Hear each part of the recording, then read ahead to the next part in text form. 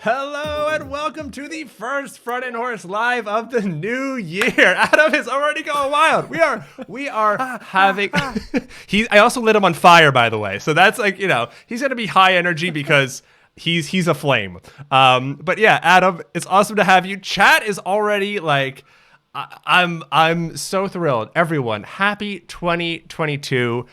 We closed out the year last year with an absolute bang. We had a huge charity stream. So many people came through, had phenomenal guests. It was so fun. And we took like a few weeks off, and now we are back. We are back, and we have Adam Argyle on for the first time. Adam, it's awesome to meet you. Awesome to have you on. How you doing? I'm feeling happy. My entire family is barreling down the stairs right now. 2 dogs, 2 kids. It sounds like a stampede. In fairness, I sent invites to your entire family by accident. I didn't realize that your email just forwarded to your children and to your, I didn't realize. But I mean, fair is fair. So they're all going to be a part of this. I hope they know open props, and I hope they know their CSS. I don't know my CSS, and you know how you know why? Right next to your head is the list, and it's bleeding off the edge. You see the little...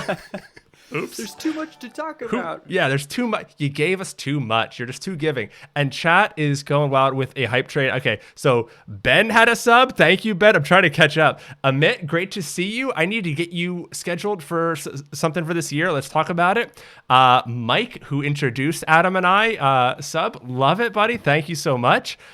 Ben gifted a sub. Ben gifted, I think, another sub. Ben, thank you so much.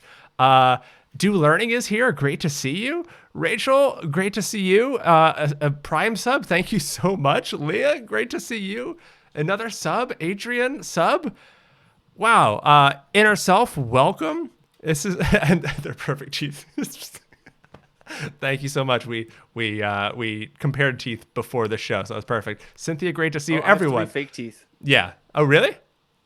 That's awesome. Anyway, yeah. Yeah, they that's look right. Perfect because they were corrected. That's, I mean, same. I had Invisalign and still have to wear them nightly. So yeah, it's everything comes with hard work. That's the moral of today's show. Everything is a little bit artificial and comes with hard work. So that's what it is. But anyway, to get us kind of on track, Adam, if someone doesn't know who you are, how do you explain it? And it could be with a rap if you so choose. Ooh, I wish I had a rap ready. That'd be cool. Let's see. I tell my mom and her friends that I'm like a paid teacher for Google. Like Google is interested in keeping the web alive and looking fun to build on. And so Chrome pays lucky people to advocate, right? There's one of the keywords. And to teach and to be an example of how to use certain technologies just to help it look, again, fun and exciting. I am fortunate enough to have that role awesome. for CSS on the Chrome team. And I'm a very excited, and it's pretty genuine. I really do love the stuff. An excited individual. I'm a paid excited individual for Google on That's CSS. Perfect. That's awesome. I used to be a rather unpaid teacher, so I appreciate the paid teacher title there. That's perfect. Nice. Ben says I need to bump you up a little bit. And yeah, I still need to. I'm trying to fix my blurry too. I'm looking a little blurry. That might be. You see me nudging it. That's. Yeah, no worries. Let me just filter real quick. Thank you. I can bump me up too here. Try it now. Like just give me a mic check 1 2 if you don't mind. Checkity check 1 2. All right, that's Argyle's in the house. Open props in the house. Perfect. I think we're set. Thank you, everybody. Appreciate it. Chat is fantastic. Awesome. So yeah, you are Adam Argyle. I was about to say your name back to you. You are this person, and you do all kinds of stuff. I was saying before to you how I love your videos. You have these great videos that you do for Google, I believe, where there's like an avatar version of you and you puppeteer them, and they're just super cool. But the thing, I mean, like, honestly, I think we could talk for a while about all of the stuff that you do and have done. The thing that we are talking about today is actually something that I've been using for the past few weeks and really enjoy. I really, and this is not a thing that I say to every guest who comes on. I don't say like, this is like my new favorite thing. This has been a lot of fun to use. I think Mike shared it in our Discord, and I'm like, oh, it seems interesting. But I didn't at first kind of like get what's different about this versus just other similar like design tokeny things, or just like CSS frameworks like Tailwind kind of things. But gave it a shot, and yeah, I'm really enjoying just what you have built in, so I don't have to think about it. I don't have to make decisions. Whoa, Lexonata, thank you for the sub. Awesome. Always appreciate it, man. With so many subs, we have a real serious hype train going. Thank you, Lexonata. Great to see you.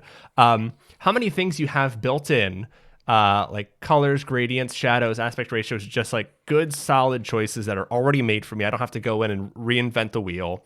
And then how flexible it is because it's built off of CSS custom properties, and I can plug this into however I want to do my CSS. You're not saying like, all right, now you have to name your classes this way or do anything funky here. Like however someone does their CSS, they can pick this up and run with it. And you even have things like easing, like you've got some animations built in here. Like there's a lot that I haven't touched on everything. Like I've been using heavily a lot of Paulie B, thank you for the sub. I'm so sorry. I'm so into open props that I'm just missing subs. You are all just phenomenal. Thank you, chat. You are incredible. We are coming back in the new year with a vengeance. I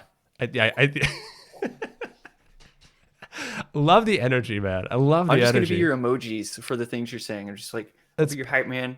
Can you do my puppet? I'll find. I've got a guy. I think Life could do a puppet for us, and if you could just make him do all kinds of fisticuffs, that'd be perfect. That'd be perfect. Where's your neon light, Sounds Adam? Fun. Brittany's coming at you. Where's your neon light, Adam? Oh yeah. Wait, it's over here. Thank you, Brittany, keeping Adam on his toes. But for the chat, and I think Adam can still hear me, yeah, there is just so much that's in here, and you have a lot planned too. I think it only launched a couple of weeks ago, maybe a month.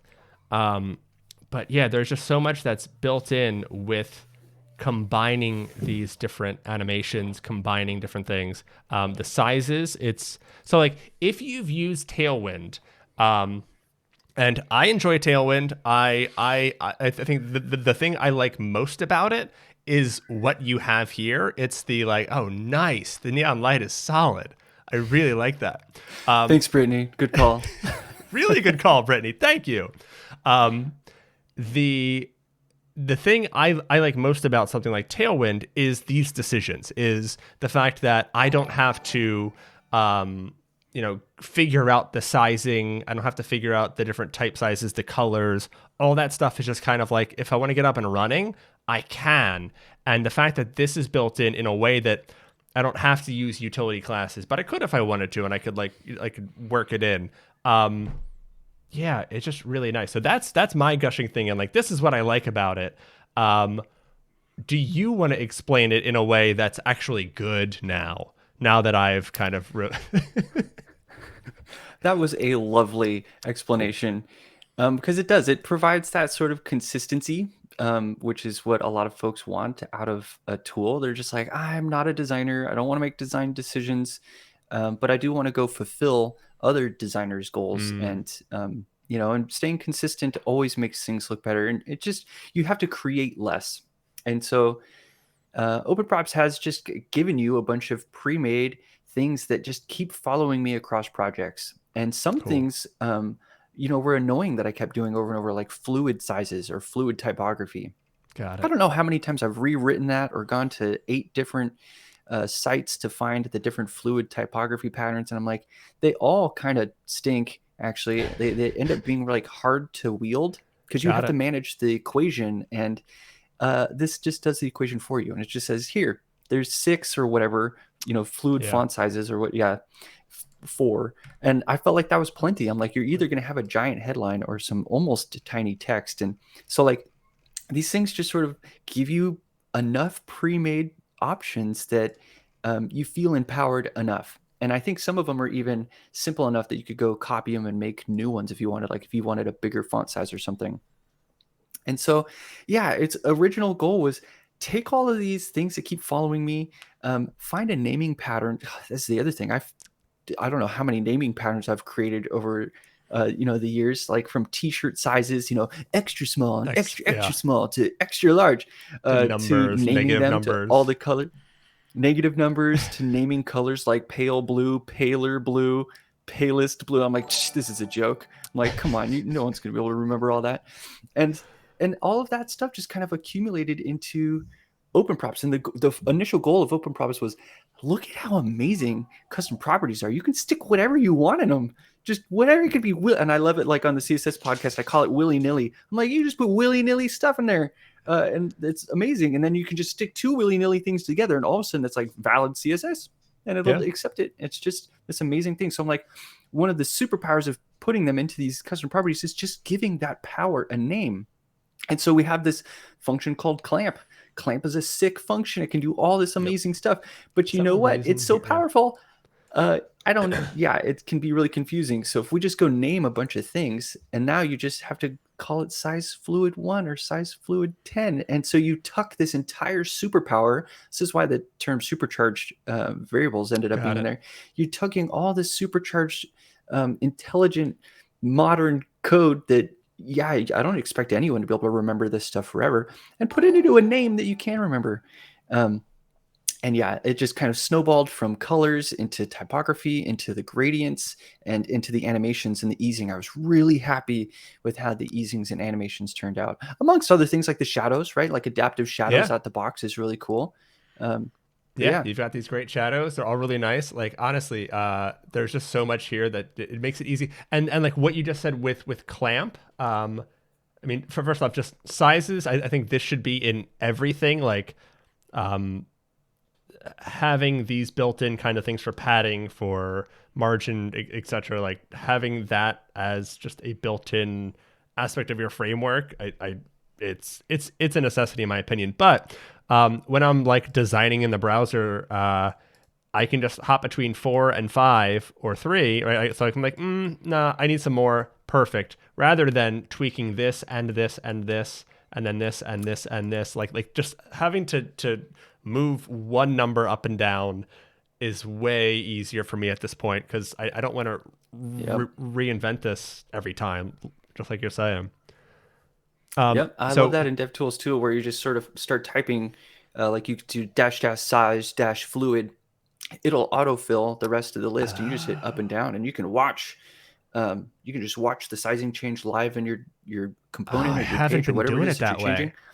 Oh, colors the same way. You just type --pink. Ooh. All the pinks show up, and you go down, down, down, down, down. There's the shade I want, and then you walk away. And it's really nice. Perfect. I've been for some contact. You know what? I'm going to pause on the contact because I've been meaning to hop over. First off, Angela, thank you for the subscription. Really appreciate it. And I think I missed one from Kamal. Really appreciate the sub. You're both phenomenal.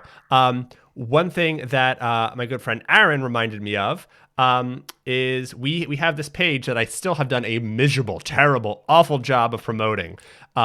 It is called the What We Wonder page. So as you can tell, I've missed a lot of chat because I'm like dialed in with Adam here. If you chat, type ! I wonder, or just ! wonder. So wonder how open props works. And if we like give it a second and come back to it, it'll be there. So it'll save that, and we can make sure that this question gets answered by Adam. I won't let him leave. I will not let him leave until we answer all the questions. So don't worry. But we're missing. Yeah, no, that's the deal. That's why your desk is making that beeping sound every second. It's just, I mean, as long as you answer all the questions, you're fine. But basically, chat, if you have any questions, you can ask it that way, and we might catch it right now. But if we miss it, at least it's captured. Okay, so just want to make sure. I saw one in the chat we could cover really quick. Awesome, go for it. It was about normalize, I think, or does it come with a reset? Cool. Hey, yeah, there you go. What is the link to the reset used in open props? So open props uses a normalize, not a reset. Got I it. have personally haven't used a reset in a long time in What's any the projects. difference? Maybe, yeah, let's talk about the difference. So a reset kind of strips away styles for all browsers, so that if you include this reset style sheet, the results in all browsers of all the HTML5 elements is the same baseline. So you take away any of the particulars or uniquenesses that come into those browsers for their various inputs and various ways that they basically you're kind of like reducing the user agent style sheets to something where they're on a level playing field. Cool.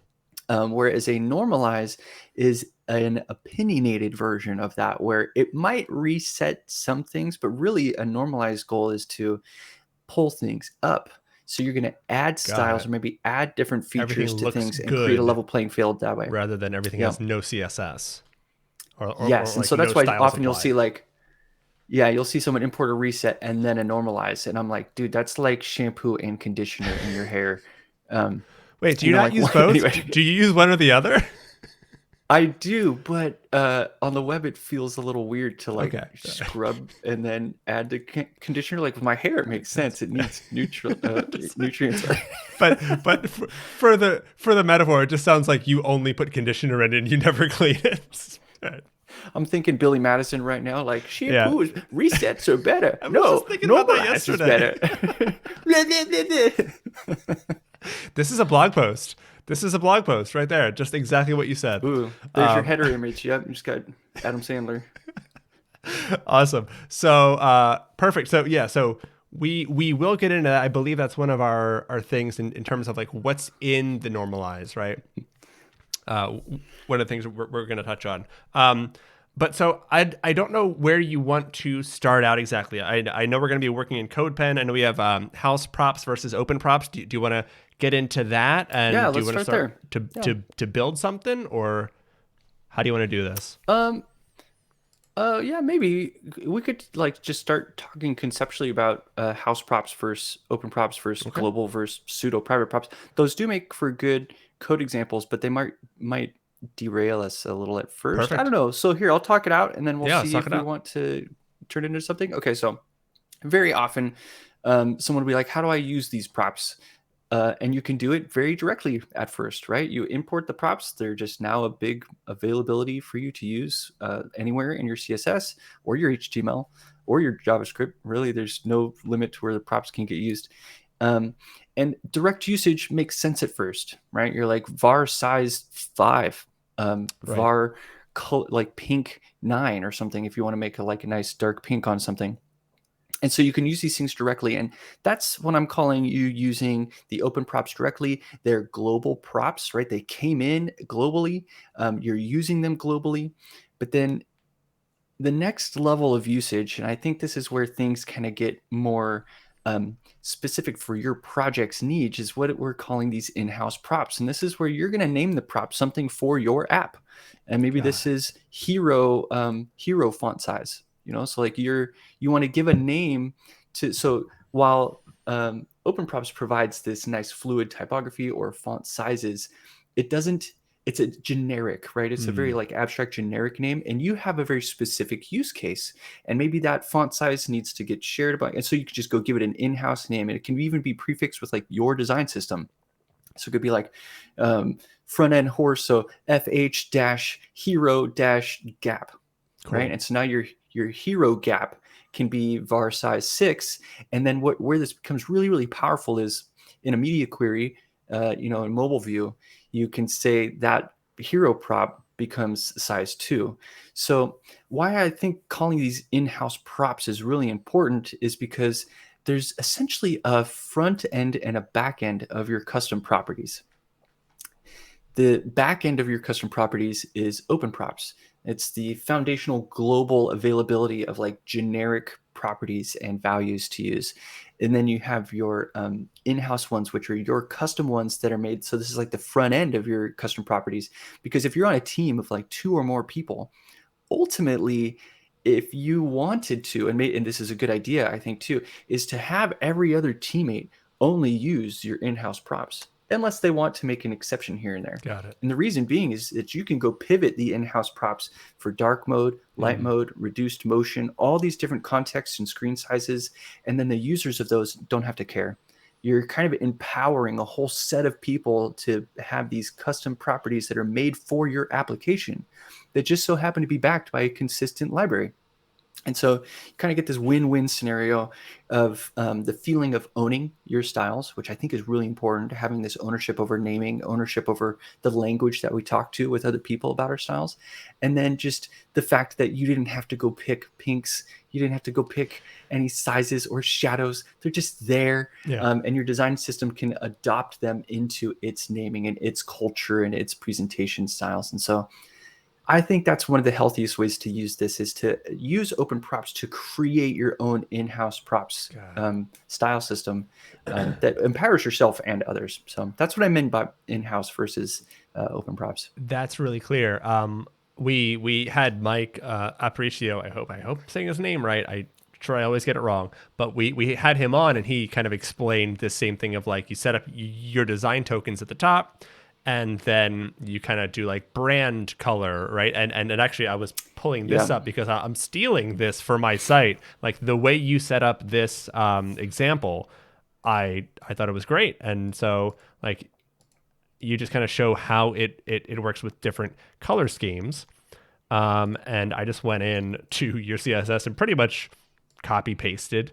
But that's kind of what you're doing here, right? So you have like the brand color for light, and then the brand color for dark, and then you set it so that when there are when the user is in dark mode, we set brand, which is what I'm actually going to be using in my CSS to affect things, to brand dark. Otherwise, I think brand is set to brand light, and so that's kind of how that works. So like we have a couple layers of abstraction where, you know, I'm not using blue 5.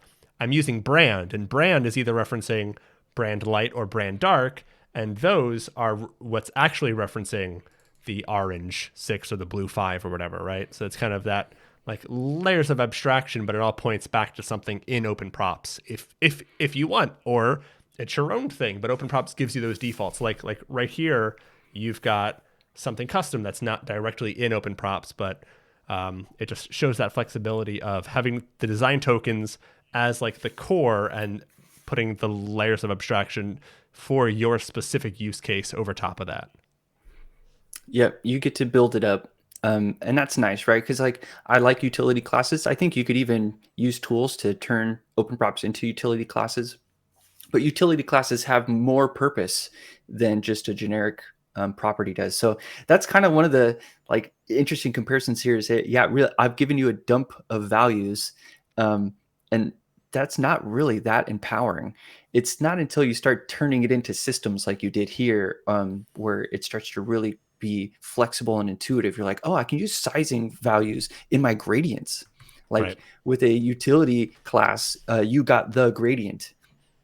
And it's just kind of nice having these. That's why I called them subatomic styles, because they do sort of feel that way sometimes, in that we had these atomic classes and atomic utility classes that felt very single oriented, and they are, but almost too much, but also at the same time not small enough. And so that was a lot of the motivation of this was, I wanted to name superpowers, and I wanted to give somebody something that was a little bit more nimble. Like this works in CSS and JS because they're just values. Like I'm not enforcing anything, which is also a bummer, right? I'm not giving you that much. People are like, where's the thing that just magically turns my page into an open props looking page? And I'm like, doesn't exist yet. Like that's are on you, low buddy. Level. Yeah. So I think the subatomic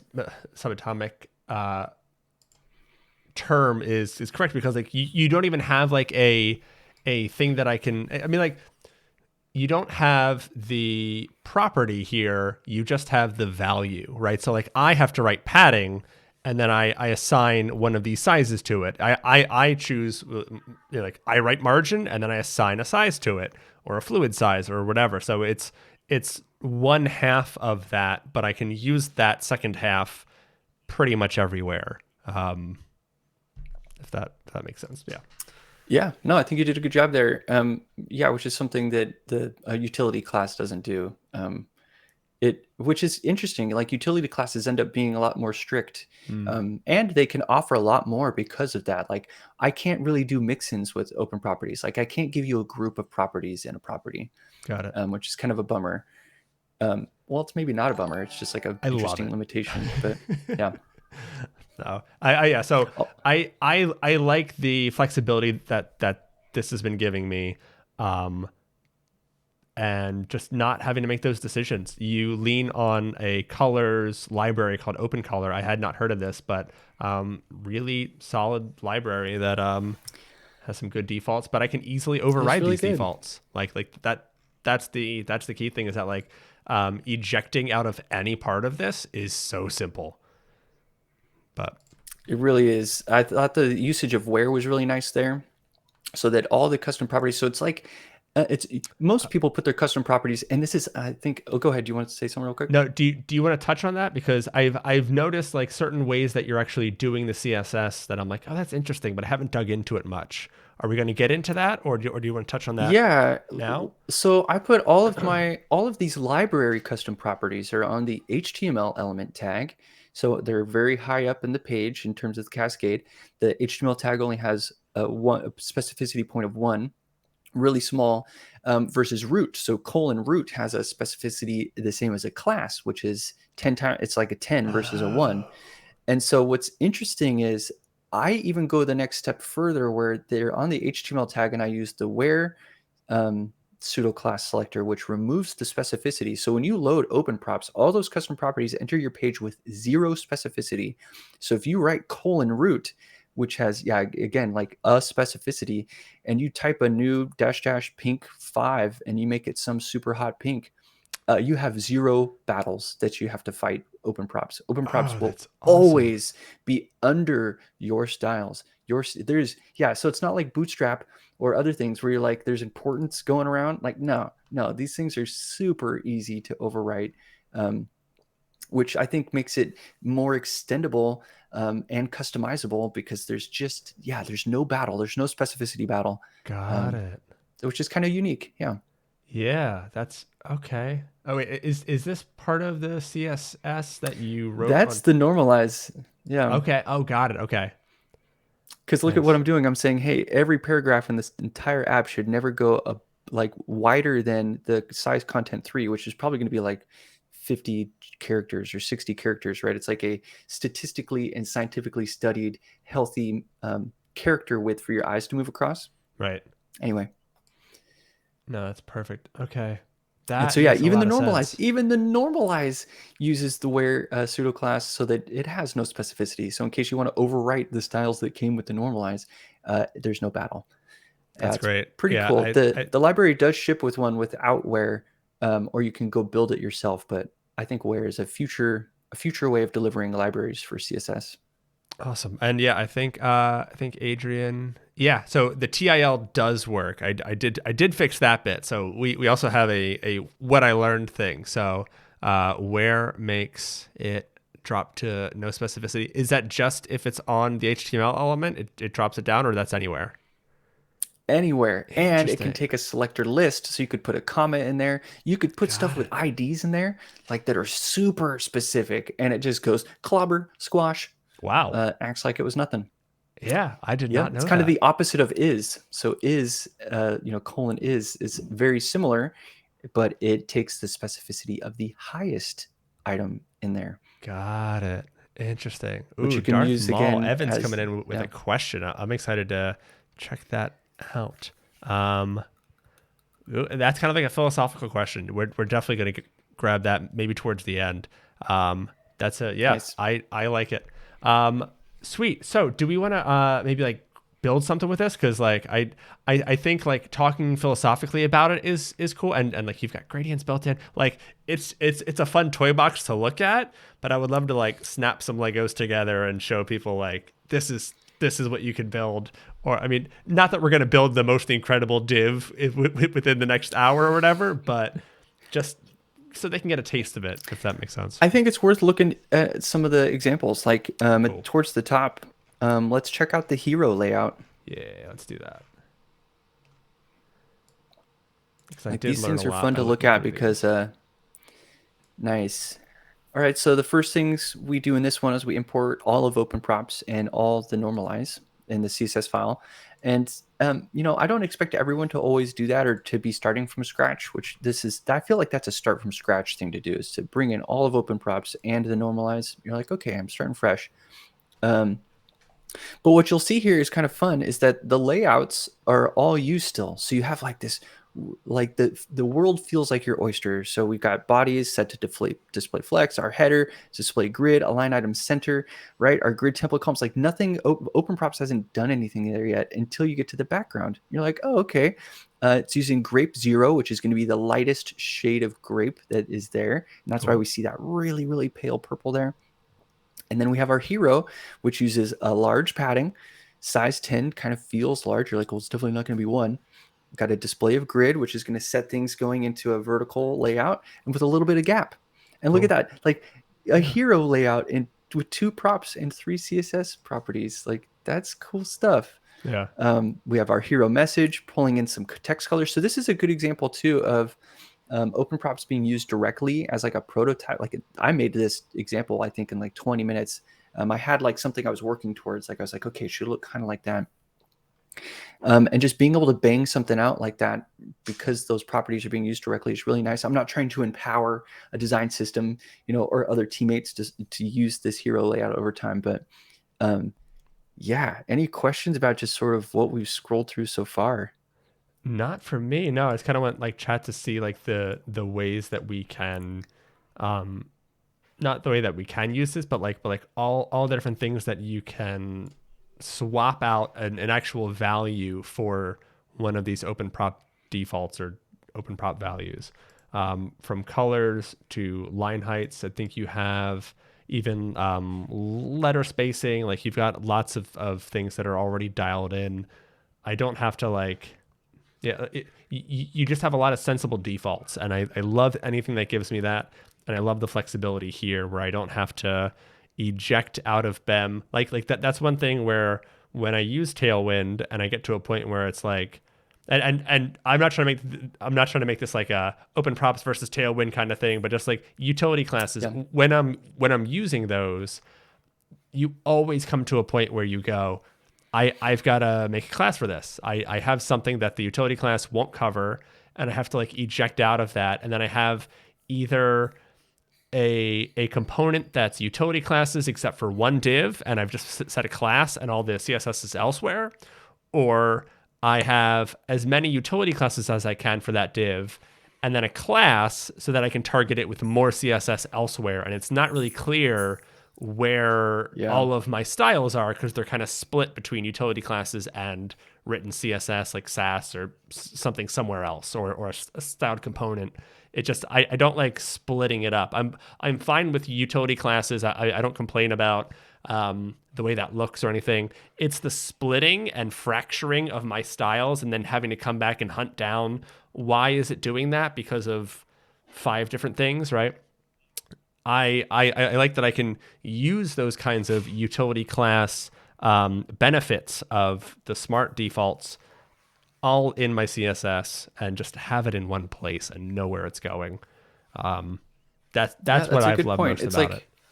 You kind of have to break out sometimes because Always. CSS is so madly strong and powerful. And how could anything encapsulate its entirety into a library? And when you find yourself needing those moments, that's a really good point that one of the best promises of an atomic utility library is that the style sheet never grows. That's not something open props can promise you. Open props is almost sort of in the opposite, where it's like, no, you're going to keep adding like you always have. Yeah. And that utility value of that one sheet that never grows for the n number of pages that you'll make in your entire application is massive. But you're right. There is a strong reality there that you have to break out. You're going to be making your own custom classes still. And then that split becomes kind of awkward. You're like, I'm not actually getting that promise anymore. And I'm causing people to have to go study CSS in 2 locations. They have to go look at the docs for the library we used. Yeah. And now they have to go to, they have to learn our class name internally. So this kind of just goes, you were doing it anyway. So here's open props with just a bunch of values, a little less rules. And hopefully it's nice and easy to kind of get started with. Yeah, and it stops people from going 32 pixels, nah, 33 pixels. Like that's like when you're like, all right, this is not going well. If you're futzing with pixels back and forth and stuff, if you're not going by like a nice spaced interval, you're getting into trouble. And Life, thanks for the sub, buddy. Good to see you. Always good to see you. 19 would go well with the try the gradients. 19 would go well with the color palette, Brittany says. Brittany has also been using open props on the Svelte Sirens website, I know. So another fan in the chat of open props. For the background, is it for the background, are you saying, Brittany? Yeah, on the Am I missing body or the hero? Wherever we were using Grape Zero, probably. Got it. Here it is. Cool. So I haven't used the gradient. Gradient, was it 19? I've toyed with the gradient, but oh, nice. That's really cool. Hey, that is nice. Is that a random image from like a service? Yeah. Cool. Doodle Ipsum, nice. Yep, Doodle Ipsum. I like those. They're cool. Yeah. But yeah, it was just that easy to throw in one of the pre-made gradients that you have, and they are quite nice. My current design just doesn't need a gradient, but this is great for just like, oh, let's throw that blue gradient down and let's roll with it, right? You got a nice collection here. Thanks. There's so many tricks in those gradients too. The CSS behind all of them is so minimal. Really? And yeah, and they're all using just a really subtle trick. Even the mesh one is, yeah, actually have fun looking at that. Where did that go? I think if you click gradient 18, it should take you to the definition there in the styles panel. In the styles, oh, got it. Interesting. Linear. So it's linear, but it's like, I'm not going to pretend that I can read this just and be like, understand it. I can't. Let me find the tweet. The tweet that was based off of really cool. Makes it really clear, because really all I'm doing is like rotating the hue. They're all the same. It just, yeah. Okay. So like, oh yeah, the angle and the hue are matching. So if you look at the little color definitions in there, HSL 0 degrees with a 0 hue angle. Anyway, it kind of does that all the way around the horn so that you get the rainbow in the. That's cool. And I think I tease a design that a design tool would make that be 6 layers, and CSS is just one definition with 6 layered gradients in it. I still want mesh gradients, but I think we're getting a little off topic. Mesh gradients in like Illustrator and whatnot are just really fun. HSL is so powerful. Yes, Brittany, totally agree. Ed, pasted that into our stream text chat, but yeah. Oh, awesome, cool. Ed, if you can pop a I wonder in front of that would be awesome. I don't just trying to make sure that we are staying somewhat. I there's so much here that I want to get into. HSL gradients design tool 6. Got it. Hue matches the. Oh, but yeah, look at the little code example. It'll have it all split out and easy to read for you. That's way easier. Yeah, 0, 0, 60, 60. That's really cool. Yeah, that looks way more complicated than what you did. But I guess yeah, it's just a gradient, but like gets blurry and not too gray or anything in the middle though. It's nice. Yeah, they each blend towards the middle from their corners. And got it. That's the 100% 50 80. Got it. Okay. So that, yeah, they're 80% opaque to a solid version with a 75% ramp on it. So yeah. Awesome. Oh yeah, and the gradient generator from Josh is super nice. I think he. Oh, did he finish it? I didn't know he'd finished it. I knew he was working on one. Yeah, I remember him mentioning it. Did he just come out with this, Marbiano? This is really cool. Yeah, I was excited to see what he made because I was thinking about the shadow generator. Tools. This is, yeah. Shadow generator is very cool too. Yeah. Yeah, we both were very inspired by the Brum website, brum.af/shadows. Like he's the one that created the linear, because the shadow. Yeah. His name is Bramus, I think. Is that who? Oh, not Bramus, who is also awesome. I'm referencing this. Here, I'll send this. Boom. This was where Josh and I learned about how to make a smooth shadow that's multi-layered. Yes. And yeah, Yeah. Awesome. so Josh made an enhanced version of this that I think still uses the linear ramp. So it like, it's not, well, it's non-linear. You can use an easing curve to kind of get your shadow out into the distance, but he added a hue in there so you could change the color. Right. Yeah, these kinds of tools are great, and Josh's is super nice. And you've got a similar thing built in. Oh, not that. Here in that there's a few Yeah. shadows going on, right? Yeah, so we've got the lifted shadows, which you'll see they're very similar to what you get out of the Brum tool, but I've customized them all so that they're using HSL, and then they're Cool. also using a little hint of color, and they are adaptive. So instead of like in the Brum one, you'd have to go copy the light shadow, paste it, and then you'd have to go copy your dark shadow and paste it. And with Open Props, you just use the shadow depth that you want, and it will adjust for you in the media queries. Wait, It's just kind of for cool you in because the dark media shadows are queries? hard. Yeah, With like dark if and you light. set your theme to dark, if Got you it. set I your theme to thought dark, or just go to the top and hit the button. But yeah, I still have the bad habit of media queries equals screen size and not everything else included in media yeah, queries. user preference media queries. Yeah. Yes. Yeah. So this gets like a good amount darker, right? To compensate, Yeah, a lot darker. Yep.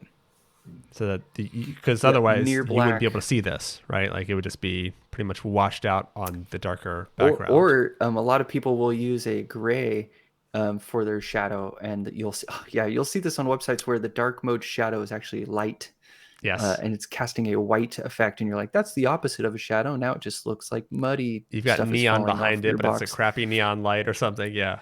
I get what you mean. Yeah. Cool. So we were at one point digging into On track. Oh yeah. this. I'm Yeah, having a and this is blast though. still Like still this fun to is work through. yeah.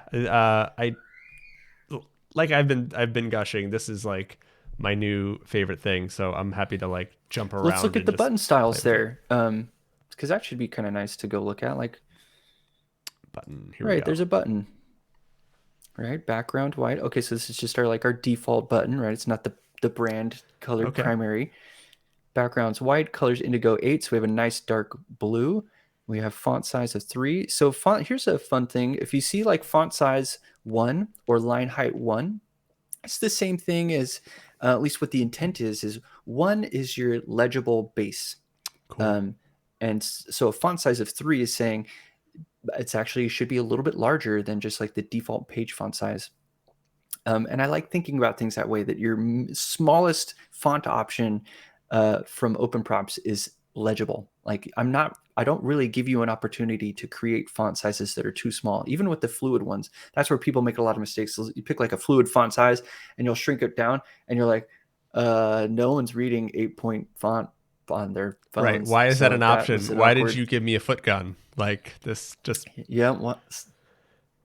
So that's what Open Props tries to do, is starts things at 1, but it does offer often like a 0 or a double 0. And these are supposed to be you going, I know what I'm doing. Like this is subtext that's like fine print, maybe in quotes. And so you could got it. use font size 0. And that's me going, this is the smallest you should ever go, Got it. font size 0. And yeah, it does that with the line heights, because line heights are easy to get yourself into a scenario where they'll collapse, like glyphs will collapse on each other. Mm-hmm. And I try not to let you. So look, the lowest one I let you go down to is 0.95, and 0 is 1.1, not 1. Because if line height is 1, you'll often cut off descenders on various fonts. And so Got it. by using 1.1, you're going as tight as you can without allowing descenders to connect to an ascender of another font. See that's that. See, like I have people. I have talked people into systems like these for a while, and one of my like arguments in my toolbox is someone's figured out a thing that I don't have to like battle with later on or find out that certain font like just from having that insight and setting a default for me that I'm not going to mess that thing up just by putting, because like I have used 1 as my line height for certain things in order to get like a just for different reasons. Like I've definitely typed Yeah. that. So to have that knowledge and to give me that default so that I can make a better choice just by using the system, that alone is the win. That's fantastic. Yeah, and Ben's loving it. Awesome. That's incredibly thoughtful, OMG, and absolutely stuff that most folks would have to stumble into the hard way. Ben, you said it better than I did. That's exactly what I'm saying. Like, I could either spend the next 3 years making this mistake and then learn it just by going, if I do this, or I could just use Adam's defaults and true, I don't learn it the hard way, but I also don't ship sites that have descenders cut off. And yeah, so. Yeah, you'll find these things out in the long run. There's lots of little things like that baked in here. Cool. And yeah, they're hard for me to remember, so we'd have to like crawl through them. But yeah, I don't some of want them to are put in you through like the stress of remembering the sites that you shipped that were broken in some way and you learned it that way. Yep. That line height one, I have made that mistake numerous times. That's great, But though. cool. Yeah. What else? Oh, look, we have padding in line, padding block. So that's another superpower of the fact that this isn't a utility class that's saying padding X or padding Y, which is a physical reference to padding. Because I think people like those shorthands too. So I'm referencing a Tailwind shorthand in case anyone isn't aware of like padding X and padding Y. It's PX, PY, I think, something like that. This is the logical version. So since I'm not locked into utility classes, I have the option to use logical properties, and logical properties have a left and a right, at least it's like a Latin equivalent, and a top and a bottom. And I can tap into it right there and then use a open prop value to work within my spacing system. So I'm writing really modern CSS without waiting for any library to update to logical properties like Bootstrap, I think, just did recently. Oh, interesting. And yeah, you get to attack that right away. It's your project. Right. Do it your way. And then you have a sensible border radius too. Set of border radiuses built in. We checked out the shadow already. That's all you have to do to get a nice looking shadow. Just box shadow, var shadow 2. Look at that button. It's like all props, isn't it? Was there any? Oh, background was white. But I don't provide a white or a black variable. Is that not 0 here? Great. No. Okay. No. So it's not 0. Yeah. Though. All of the zeros still have some of the hue. And if you put them next to white, you'll always be able to tell that they're there. Got it. So why isn't this a complete system, Adam? Why are you stopping so short? Give us var black, please. Var black. I know var black and var white. They're in like every app I go look at code for. Is you see var black and var white being like pound FFF. But one of the frustrating things is, maybe you've been in a code base like this, in a media query somewhere, like a preference media query for dark or something, white becomes black. Have you seen that? Yeah, and that's just so that they can salvage themselves from the. It's not a thing. What they could have done to get away from that, though, is the technique we talked about in the beginning. House props versus some global props. If they had a global prop called var white and it just never changed, that's fine. Then they make a thing called like text color. So that's why you see me use text color, text 1, text 2. Well, this is the other thing that I love, surface. It kind of reminds me of like if anyone's read through like the material design guidelines or whatever, I think they have, I'm completely off memory from like a couple of years ago, but I think they have like these surface things. And yeah, the way that you have that, I stole that and I've been using this like, all right, what's the background color? It's surface 1 or I don't like that, surface 2. There it is. Like I don't have hard and fast rules with what I'm building, but it allows you to easily go like, and so here are the 4 surface colors. Well, and then I guess and the background is the same as 1, but to go between those and you have these different surfaces and I don't have to put thought into it. I just know that my text, the 2 text colors that you give me, or that this has, and that you kind of recommend as a best practice, those 2 text colors are going to be legible on these surfaces. So I can easily just go between light and dark mode, and it's going to work. And implementing a dark mode has been so easy once I copied and extended what you have here. This was just like such an easy way to do it. And the concept of like 4 surfaces is just excellent. I love it. Awesome. I hope that those are good starting grounds. Sometimes I need more than 4. Like sometimes a border color is so similar to a surface in one theme, but maybe another theme, it's a lot more stark and it's closer to a text color. But that would be another thing where you could be like, I'll just use a custom property. I'll call it, a component border. And in the light theme, maybe it'll use a different color than it does in the dark theme. But to the user of that, they don't have to really care.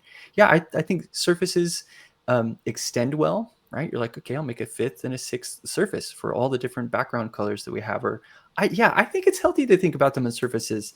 Same thing with text colors. I've heard them described as like text colors as ink.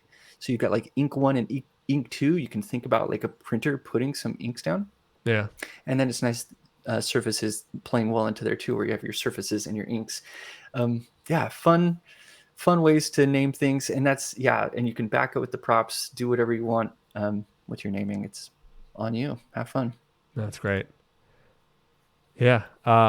And so so that version relies on the abstractions, but here you're just showing how like directly you can style something out with the props directly. But like this in Indigo 8 might be brand, right? And then this might be like brand shadow or something, right? Yeah. Like you might extend it that way. Absolutely. And that's a good use case too there, where you see we're putting a text shadow. I really like colored shadows, especially with like a text shadow and stuff like that, where you can use a fully opaque color instead of like 10% white or something like that. And it's nice with the colors because look, you just got like the background is Indigo 8 and you're like, okay, well, the next darkest shade is Indigo 9. And so I know that will very subtly, but with meaning, put a text shadow on there. Like if you zoomed in, it's definitely helping the legibility. And it's just one of those like little things to get in there. Yeah, there it is. I don't have like a good zoom there. tool, so I'm just doing like the browser one. But yeah, especially if you do, it's just a little bit, but it's giving you like half a pixel of like of contrast. That's nice. Yep, That's really subtle nice stuff. And Chat, so should I zoom in more and just break code pen? Like this is about as far there as you can definitely see it there. That looks great. Yeah, chat, just trust us. As you hover, it goes a shade lighter and you can see the shadow more. That's nice. Yeah, it's really nice detail. And those kinds of things, like I don't think most people recognize them, or sorry, most people can't say, there's a little pixel there that's making me enjoy this more. But the page feels higher quality, right? Like that they can just feel like, this site feels good. Don't know why, but. Well, let's talk about global versus pseudo-private props really quick, because that comes in handy when you're talking about a component model. So we've talked mostly about like house props, which are very much a global type of concept. They're like your design tokens that you're building for your team. You can back those with open props, so you can think about our graph that way. But then you have a component. Components usually have local state, and they've got local styles and things that are going to be manipulated and managed just inside of it. Or maybe you're just trying to stay dry and you want to create some properties just because your size and your padding and something else all share the same value. Like a really common one is a square button or a circle button always needs to have the height and the width in the same. So an easy way to do that is to make a custom property. And so here's my tip there. And this is a tip also from Leah Veru, where if we're back in the day with JavaScript, before we had actual private class members, you would pseudo-private them with an underscore.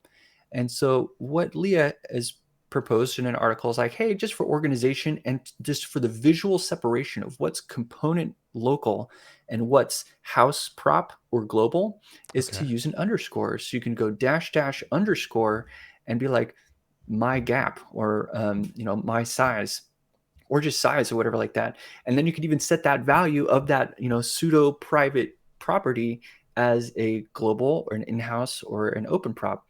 And then just use that property as it's the private pseudo one within your component. And so you're kind of creating these different zones for naming and for legibility, because you're trying to make what we're doing ultimately is making our CSS far more readable as like a paragraph of text. Like you saw that reading those styles for the button was much less, knowing computer style methods and pixels and colors and values and stuff like that. It was more like intent based. It was like the padding should be this. My box shadow should be a shadow too. Like it just reads really clean. I don't have to have my hex codes memorized. I know that's in there. Yep. And so you mix that with those pseudo-private components, and it makes for pseudo-private component properties, and it makes for really nice visual delineation between what's coming from the house and what's local only to this component. And I don't know, I thought that was a really good tip. Yeah. And So that I was think, under yeah, go ahead. dash dash underscore like size is kind of what you said, and then like 10 Yeah. px, and then you would just use it like you would anything else. So that underscore Yep.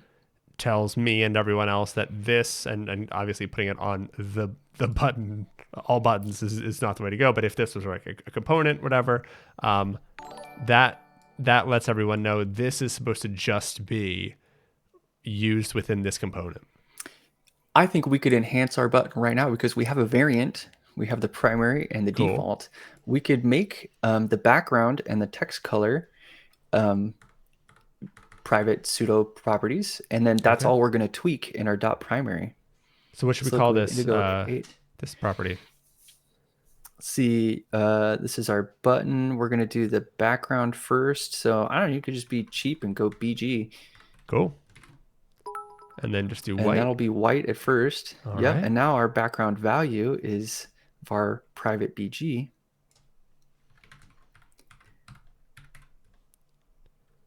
Cool. Excellent. Seems to have worked. And then down in our primary, we set, instead of setting the background directly, we just tweak our private custom property. And then that is var.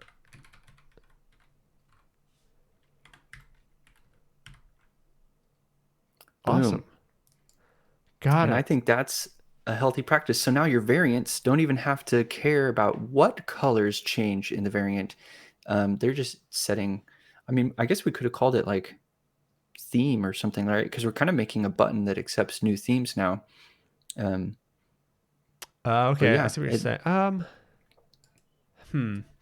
to think of how. So like, when I feel like a theme would be broader, like light or dark, and that would affect a few things. No, or is that? Am I thinking of that in the I wrong think kind it of should way? affect a few things. Yeah, no, I think we're thinking like in the right way. A theme, Okay. it does sound a little more global than like a variant, but yeah, right now we have primary. It would be cool if in primary we tweaked the BG, the text shadow. I mean, it's going to be cool in the future when we have relative color syntax and you could derive the text shadow and the text color from CSS itself functionally. Wait, that's a But we're not thing? quite there yet. Or sorry, that's going to be a Oh thing? yeah. Oh yeah. Relative. You So have two amazing functions coming from CSS color that are just going to make buttons like this a walk in the park. so if I'm understanding you correctly, I'd be able to like reference a different value here, just for the sake of simplicity, so it's not like too abstract. I'll be able to somehow point to background and say, "Hey, give me that value, but tweak it a little bit."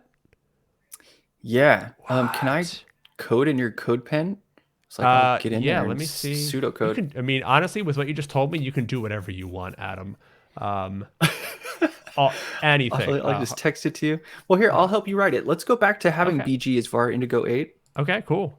My goodness, this So we're is going to branch news into to me. some color level 5 functions here, which are super rad. Okay, so we have BG indigo 8. So that's setting a color that we want the primary button to be. Wouldn't it be awesome if we could derive the text shadow off of that? Yes. So what we're going to do is do that. So instead of referencing var indigo 9, we're going to delete that line and we're going to say Just this part, or yeah. okay. Let's see if I can remember the syntax. It's color from. So type the word color, put it in a function. Let's see. Examples. Steph right says you're here. speaking to Adam CSS Color Argyle. I do have a lot of obsession with color. It's a healthy amount, though, I think. This is so cool, though. Where's my relative color examples? Oh, here we go. Let's see, color, not that one. Okay. We're going to say instead of color, let's use HSL. So we'll say HSL because we're going to make a new, we'll use the HSL color space. So without getting too deep, then we'll say from. Just like that? Yep, space. Okay. Var indigo 8. Or BG, actually, -- underscore BG. Ooh, which means we might even be able to put this on like the parent component. Okay, so it's not a comma yet, actually. Got it. Oh. So we've got what we're saying is we want to make a new color from this other base color. And what it's going to give us is the H and the S and the L values for use. And so just as a quick thing, do H space S space L. That was somehow a tongue twister. Okay, that is the generic usage of the function right now. We're at this point, all we've done is taken out the 3 color channels and put them right back in. Okay. But what we want to do is we want to adjust the lightness. And so where L is, write a calc. Like that? Yeah, and do calc L minus 10%. Or wait, let's see, that would make it darker. Oh, that's what we want. Okay. And this is on text oh, no, shadow? We wanted it lighter. Let's put this on color maybe so that we can see it. Because remember, that was the one we had to zoom in. Color, we're going to use the color contrast function. Oh, dang. Okay, so can we make this like 5 pixels or something? Just make it. Yeah, oh, and we're not going to be able to see it unless you open it up in Safari, by the way. So okay. color, and it's going to be this hard functionality considering I'm on Windows. Okay, so we're just knowing that it's working. We're spitballing right now, yeah. Cool. That but this works is for me. official syntax. It's in Safari. It has been for 6 months or so, and will be coming to other browsers soon. It's invaluable. That's awesome. Okay, so yeah, what you did here, though, is you said, here's a text shadow. These are the properties of it, but I want a color based off of Indigo 8 that I want the lightness to be subtracted 10%. So that would mean less light, so that's slightly darker color than Indigo 8. Yeah, that's what we want, right? Yeah. That's... I've never seen that. So that's the new bit, right? The fact that I can take a color, split it apart, edit one of those, not properties, or but like many, one of those values, and then I can. Wow. Okay. I call it like, it's like you destructure. It's like in JavaScript, you destructured an object, and then you did a calculation on those destructured values and returned them all in one. Yeah. It's like, you explode the color. Go, oh, here's these pieces. I want to just tweak that one and that one and stick it right back in where it came from. Bam. That is really cool.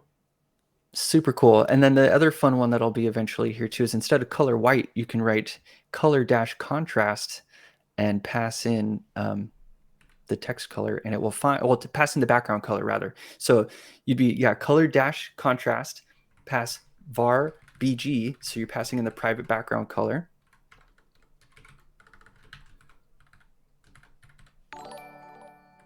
Yep, and then after there, really that's all you need. So the default of this will look to see the background color, and it will determine if black or white have the appropriate contrast to pass the default AA rating. Got it. It will do it automatically, which means you define it once, and anytime you change the background color, the text color will reevaluate and decide if it needs to be black or white so that it's maximizing contrast with the button. Will that work on images? Automatically. It will not work on images or gradients yet. Got it. I mean, that would be beyond magic. So that's that would be beyond magic. Although it should be possible, maybe. Yeah, just really. I mean, I can't sit here and pretend I know what goes into it, but I'm guessing it'd be kind of intensive. But yeah, I did not mean to immediately shoot it down with what can it do, but that's really cool. No worries. Yeah, that's really cool. I'll just change it back to people. But once we have how it's working, but that's really great. Yeah, so we'll be able to manipulate colors inline and create variants on colors, which also honestly will mean that you won't need color pink 0 or indigo 0 through indigo 9. You'll just need some sort of base hue, and you can programmatically in CSS build out entire color systems from one base value. So cool. It's gonna rock worlds, dude. There's so much coming. Like, I feel like every time we have a guest on who like really knows some CSS stuff, we learn about like the 10 new things that's coming in CSS. But just before this, before we went live, you and I were talking about how like you had such a positive twist on but what I kind of said was like the doom and gloom of, oh no, there's stuff I don't know, and I'm going to get left behind, and it's overwhelming, and I don't know enough, and a new JavaScript framework, more CSS stuff. I'm like I understand that fear, everyone. Like I get it. But at the same time, I think Adam had like an optimistic take on it. I don't know if you remember what you said, but I'm kind of setting you up just in case you do.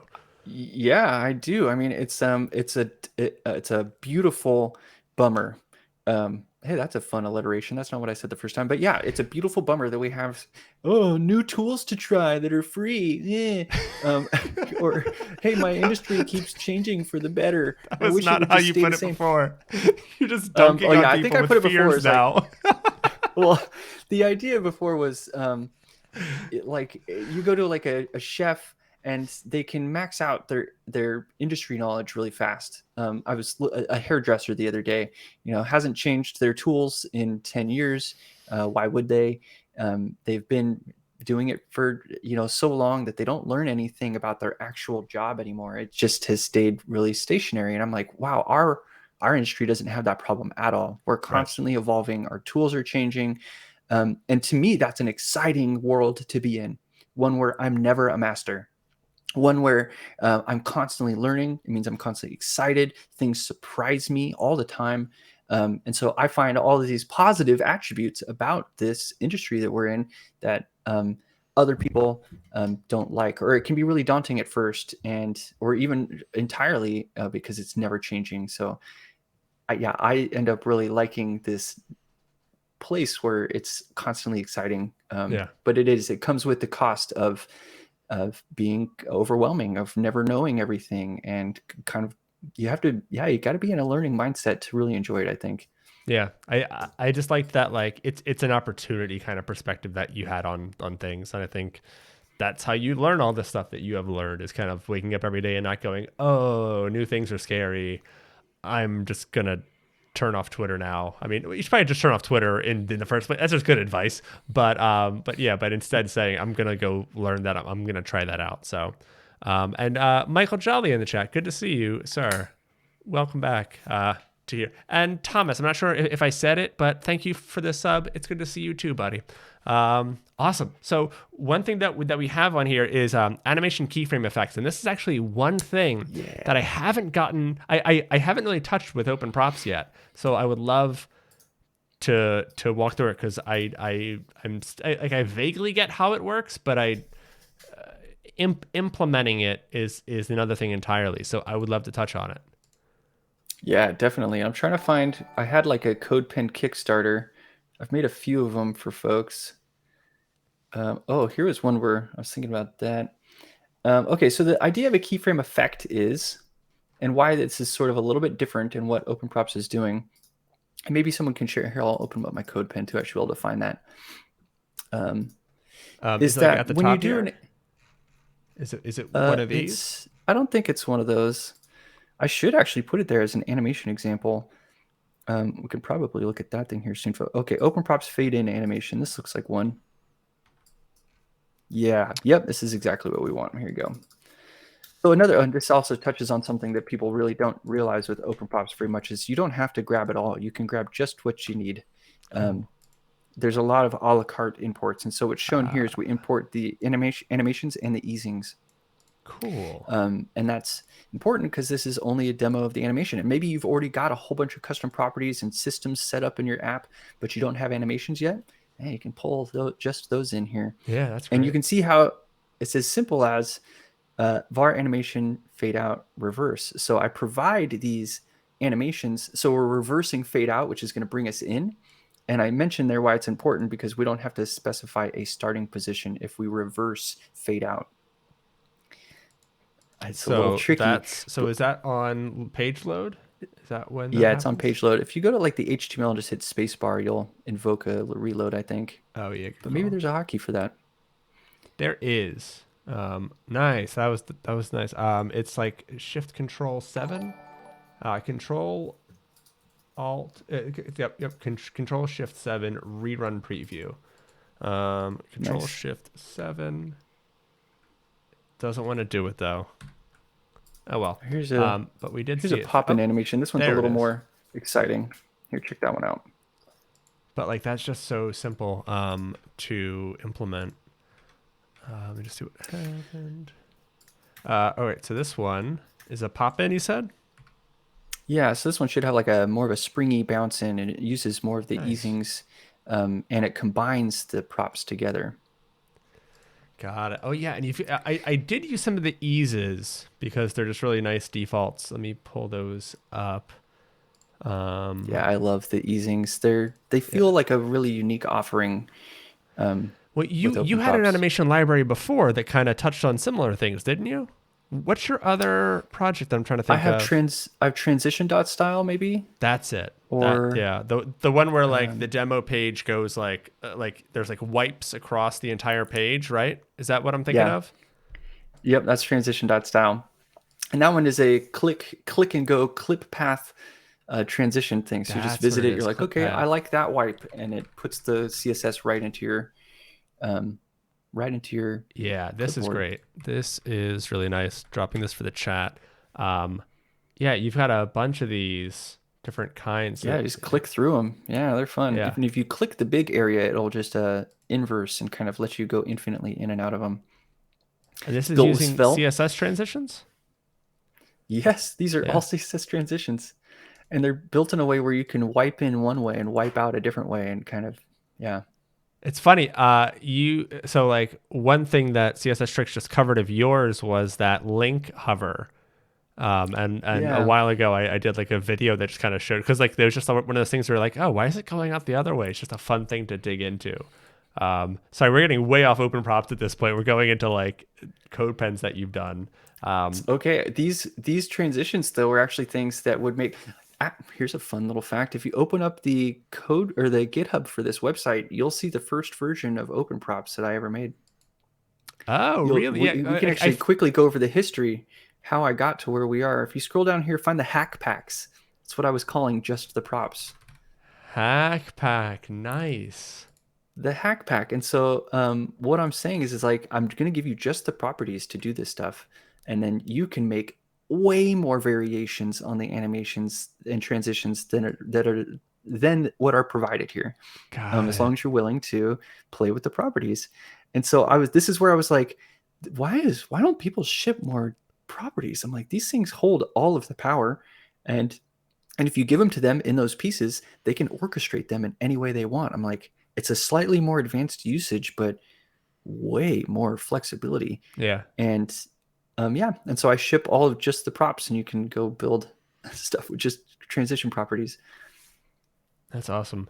That's yeah. It's funny because like a part of it did remind me of that, especially in the animation bit. So it's cool to see like that. Yeah, that actually was kind of the origins of this package. But yeah, these are some great little eases that I don't have to like. Like I love playing with a cubic Bezier and like finding like a perfect one, but sometimes I just want to grab something that looks kind of good and ship it.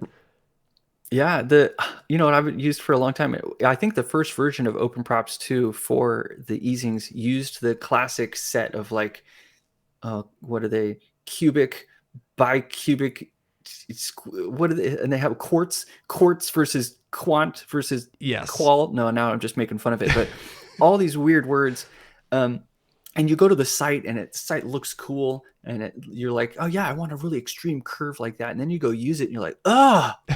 This is gross. You're like, how? And then you're like, I'll try another ease of this official cool ease site. And you're like, anyway, I end up hating all of them except the basics, ease in, ease out. I'm like, all the alternates are bad. And that's why I made open props very hand tailored to have 5 ease ins and 5 ease outs. And I'm like, no one knows what ease out quant is different than ease out quartz. That Yeah. shit don't So make sense to people, yeah. like. So what is the difference? Like that was one thing that I couldn't. I was having trouble choosing. Like I can choose a category, but I couldn't choose between 1 and 2. I can't really eyeball what's different about them. Like one seems to Yeah, happen a it's little an bit later. intensity. It's the entire. Okay, okay. So squish isn't as squishy. 5 is really squishy. Is that kind of what it is? Yep, 5 is going to fling harder, faster, and Got it. overextend more. Okay, so these are playing at the same duration, but five's curve is kind of like going off of the grid, like for the beginning and the end, right? It's like a big S Yep, curve where one's just a little bit down and a little bit up. exactly. Understood. Okay, and same with the So every elastic. single one of those, yep. So that's why you can see Elastic 1 is very gentle feeling, doesn't feel as banded with like Right. a But rubber 5 is band on actually it. leaving my window because it's close to the edge and it's Yep. overshooting, where 1 is not really overshooting very much. Yep. Got it. Okay. So it's the intensity. Thank you for Yeah, clearing and that that's up. how the ease in. So ease, like if you use the native functions, right? We have ease in, ease in, out, but you only get one. You only get one, and that's Yeah. why we would go reaching for those more extreme versions that have weird names. And I'm like, nope, I'm just going to give these easy names. So 1 being, gentle, and 5 being the most extreme option you have. Got it. Yeah, look at Yeah. those ease out 5s are like, they're almost like too vicious sometimes. But if you slow down the duration, a lot of those can look really nice. Give them like a Got it. 1 second duration, or it can, really smooth them out. Yeah, that might be a nice thing to like if I could adjust the duration here, that might like because what you just said, like yeah, I would never pick ease out 5 based on this, but like playing within my animation, I might go, oh, okay, like this works for this use case. Or Yeah. size matters a lot too, right? Like for small Yeah. things, How much space you're crossing. Yeah. yeah, they should move like just differently from like an entire window or just a full screen kind of animation. So it Yeah. all Apple likes to depends. describe things on like a weight or a density, like how much visual space is it taking, which should give it a weight. And if it's Yeah. big, it moves slow. If it's tiny, it moves fast. That's why I kind of Uh, like things like spring animations where it kind of comes into the real world, right? Like you have like the mass or you have like oh, the yeah. density or the friction. Like I forget the properties, but yeah, those sorts of things are they. You want to talk about a secret library I never shipped? Yes, is this an All right. Just exclusive? Are we getting an exclusive right now? This is an exclusive. I made this like 2 years ago. I really Exclusive. want to All turn it right. into something. All right. But I kind of I made it, and then I get so at a classic Adam special is I want to make things easy, and so we're talking about physics, right? UI physics, and so if you open up that link, you'll see it's called Physx Physics library. Nice. And the goal of it here is just like how you were describing. I don't remember if it's density or if it's It's I like can't remember, spring, like mass or dampening, like yeah, the there's mass dampening, and all there's this crap, right? friction, there's other terms And I don't so know. other terms I don't know, right? And that's exactly what I was thinking. So yeah, when you click it, it'll do a springy scale. If you click around the Is it cool if I share this page, in it moves. chat? Yeah, Cool. Sort I of. don't think it's published on npm or anything, so it's not going to be easy to use yet. But the idea is that it should be super, super simple physics, and all you have to do is tell it a new place. Oh, look, so there it is down the options area: mass, damping, stiffness, and start velocity. And then Where? below that, there's even some sliders. Scroll down a little further. Underneath Oh, there. So options. that was Cool. just usage general. Got it. Yep, here's Yeah. the options. Nice. And then scroll down some more and you'll see some sliders that'll like affect Cool. all this stuff. Oh, so that'll change all those animations. Yeah, so there's your start velocity. Oh wow. Really That's crank like it up. Look at coming that. out of a gun. Yeah. Oh, and then the negative makes it go the opposite direction a little bit first. Yeah. Lots of friction. Yeah, so I wanted to make it easy to put these physics, because here's what's really hard about physics-based animations is there's no duration. That's even said in the very top. Look, it's UI Yeah. physics without duration or easing. And so you got to give something a weight. And then as you give it a new to location, just a new destination, my algorithm will go calculate based on the mass and the properties that you gave that element, how long it'll take to get there. That's cool. And so anyway, yeah, that's a UI. I think springy really fun. and UI physics is really important. They're can have a fun. really nice effect. Yeah, it's a good time. And yeah, I'd be interested to see if you implement this anywhere. This is pretty cool. It's always on the back of my mind. I'd like to go finish it and how many give it a projects nice like layer that to do polish. you have? Unfinished ones? No, just like, oh, I would love to do that because I feel like most folks I know have like the 12 projects that they would do or they're planning to do when they retire or over a winter break or something like that. Let's see. I mean, I definitely have some, but I tend to go build them. So you're one of often. those. You're one of the people that get things done. Got it. I get it done. I have a bunch of like, I'll eventually become a game developer in some way. That's awesome. That's my retirement thing, but I think that's cool. pretty common for people. I don't know. Anyway, that any, was a tangent. Some UI physics. Love it. Stefan's here. Good to see you, buddy. Thank you for coming through. Dude, hi. Yeah. So, okay. So we touched on. So this is back to animation effects. So yeah. all we need. Okay. So yeah. So can you touch on the difference here? I think I get it, but there's a good chance I don't. Where is open props? Here we go. Touch on the difference between using the easings and using the animations. Yes. Okay. So easings are what we were just looking at in terms of like, how does it transition from A to B? Given it has a new location and a duration, do you want it to move like a weird little stationary airplane? Or do you want it to look like it had a bunch of weight and then it made its way in? Right? So you can kind of change the feeling of something with the timing. It just is a modification of the transition.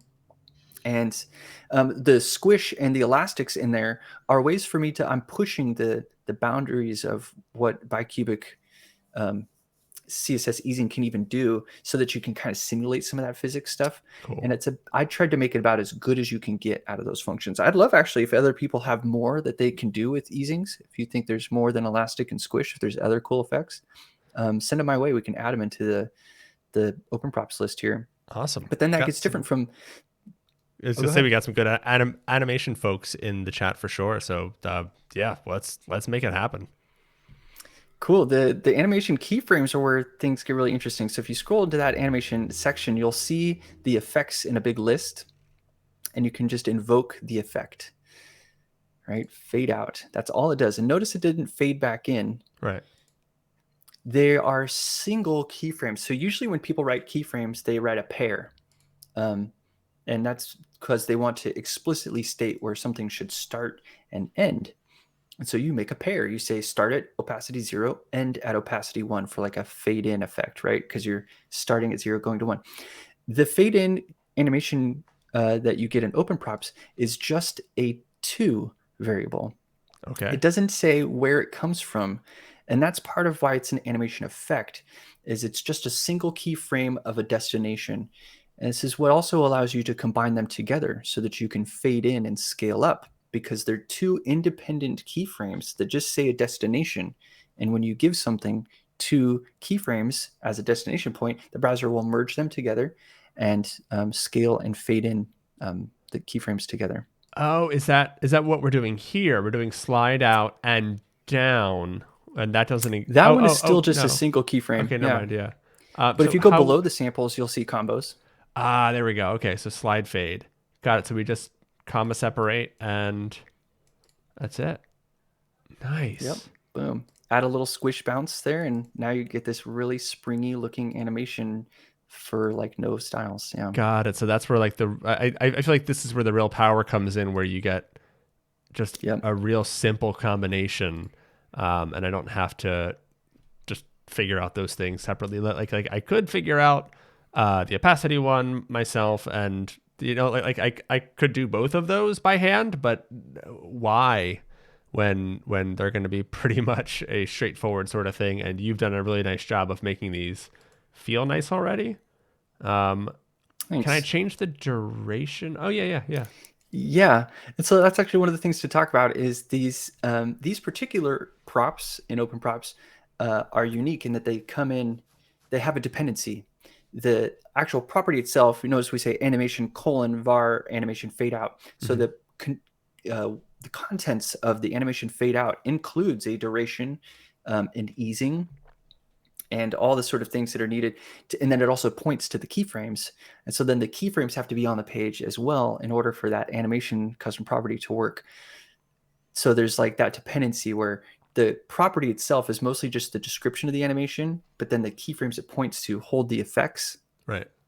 And so this is a little bit more of advanced usage, because again, whenever you abstract things and break them into smaller pieces that are more easy to manage, in quotes, they are more easy to manage. But then when you combine them, there's more to think about, right? Because you have more options. There's less built in. And so, yeah, if you notice the animation fade in there is set its direction to forwards. It's not an accident. You saw that other ones were setting the direction to reverse. These become more important because of the fact that these are just single destinations, and you're going to have to tell it what to do at the end or how to begin. And I think there is a learning curve to the open props animations. They are also simultaneously, though, more powerful than a lot of other libraries and what they provide because of it. But yeah, That's super any cool. questions So there? yeah, so the forwards bit is because it's fade out, like it should just stay faded out, correct? Yep. And Yeah, then go to that and then stay there at the end of it. It's like telling the playhead to go there and remain at the end. cool. No, I don't think any. I mean, I don't have any other questions for this, but um, so okay, I just lied. I have a question. So you said that animation fade out contains animation duration, or do I always have to set it? It It contains does it, contain it. And so that's why I made but I an can exception override there. I it. wanted the enemy. Yeah, exactly. You That's just what that is. override it. Okay, So just override checking. the easing. Yeah, we Cool. overrode the timing function and we overrode the duration. Cool. All right. Yeah, that answers my question then. So it's like we give you some sensible defaults, but like the rest of this stuff, you can override, and with animations, you can override bits and pieces of it.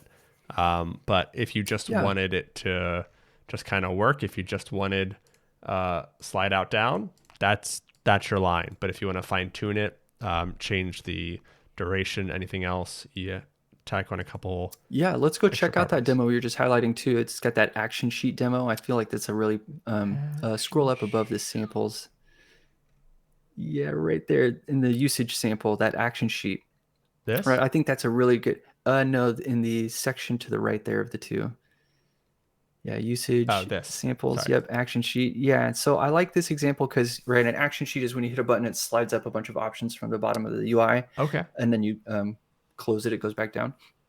And I like that the states are really clear here, where the action sheet by default is slide out down, and when it has the open class, we'll slide it in up.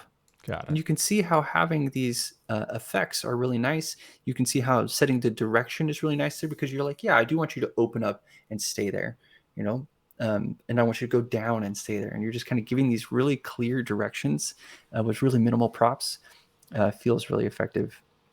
Yeah, I completely like I'm currently if I'm spacing out, it's because I'm thinking to parts in the website that I built with open props and thinking, "Oh, I need to refactor that."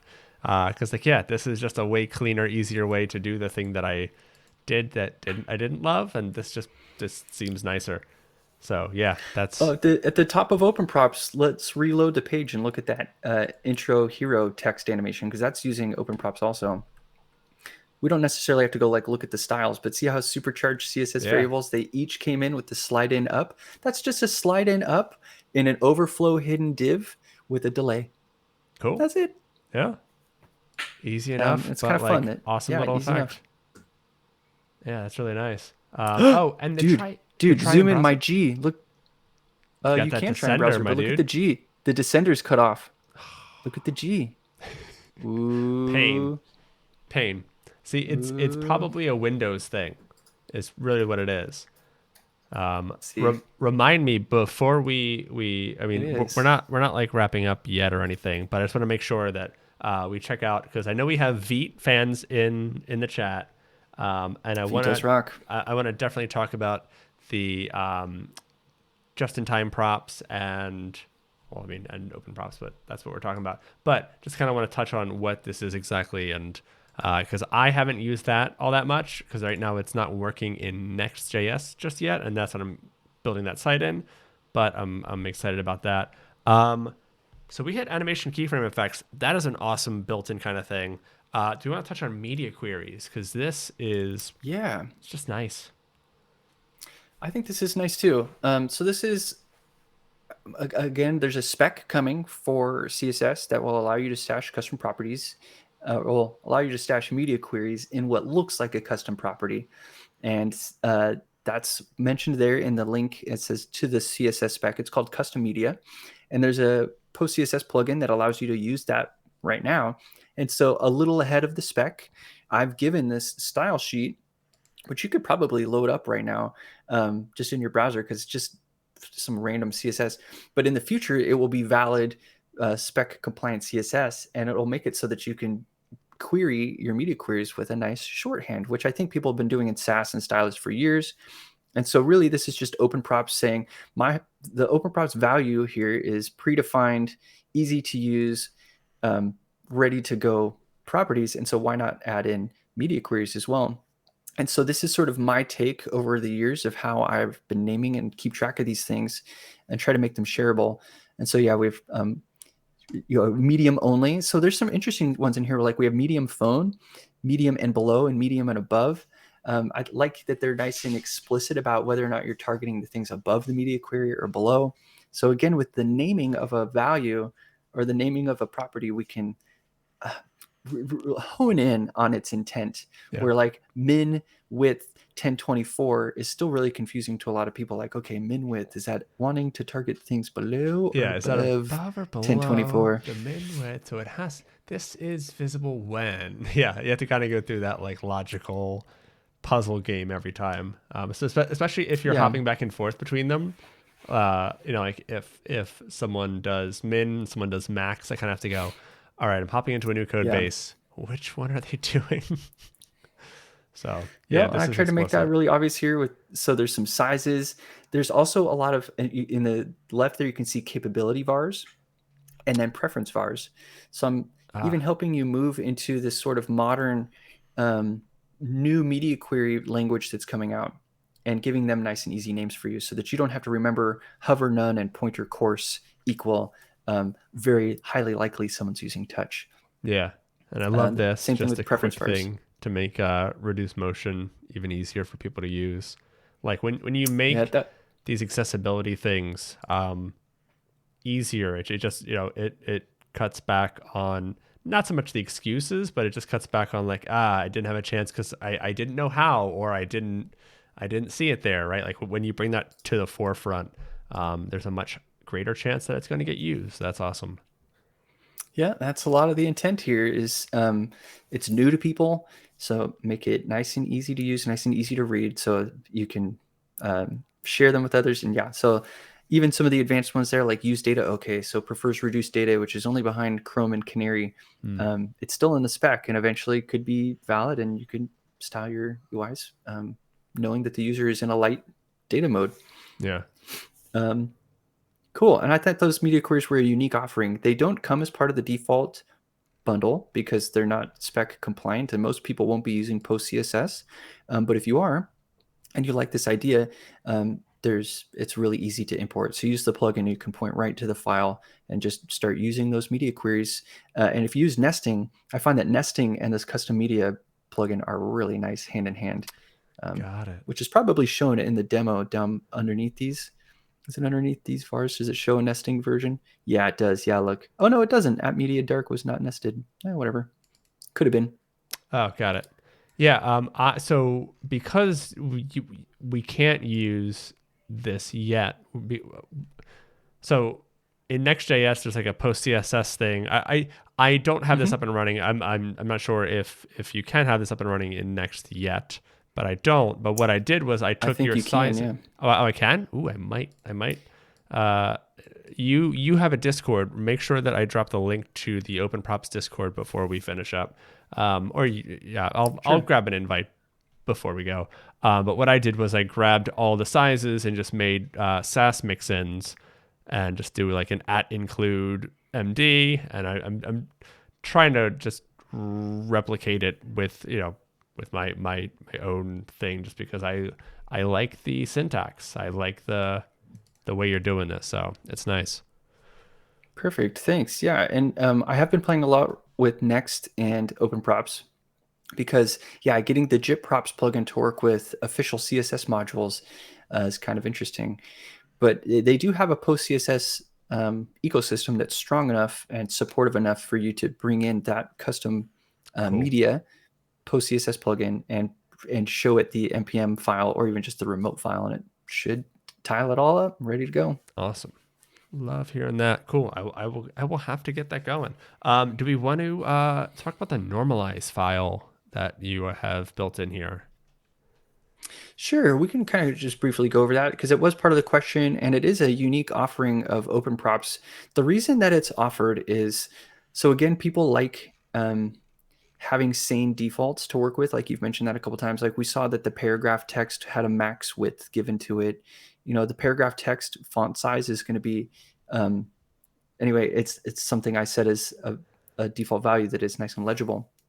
And its goal is to use, so like where a normalize, its purpose is to normalize all the browser styles, give you a sensible cross-browser experience. What OpenProps does is two things. First, it uses props in it. So it's full of open props. So it's like a dog food type of experience there. What was value idea number 2? I'm sorry?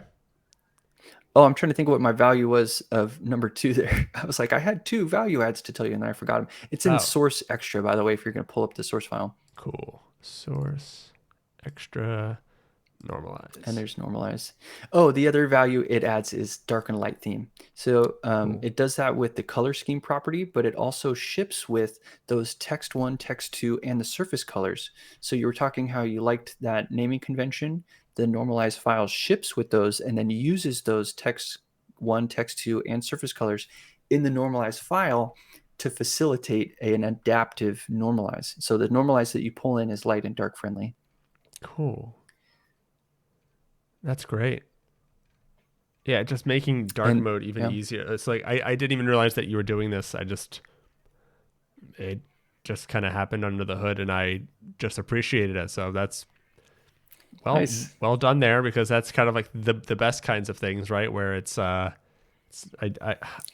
I still really appreciate the zero specificity bonuses that I'm getting out of open props, where it's not going to screw up transparent. Like you didn't even know they were there. Yeah, but it's not going to override my stuff, and I have to like go and fight it back, and that's awesome.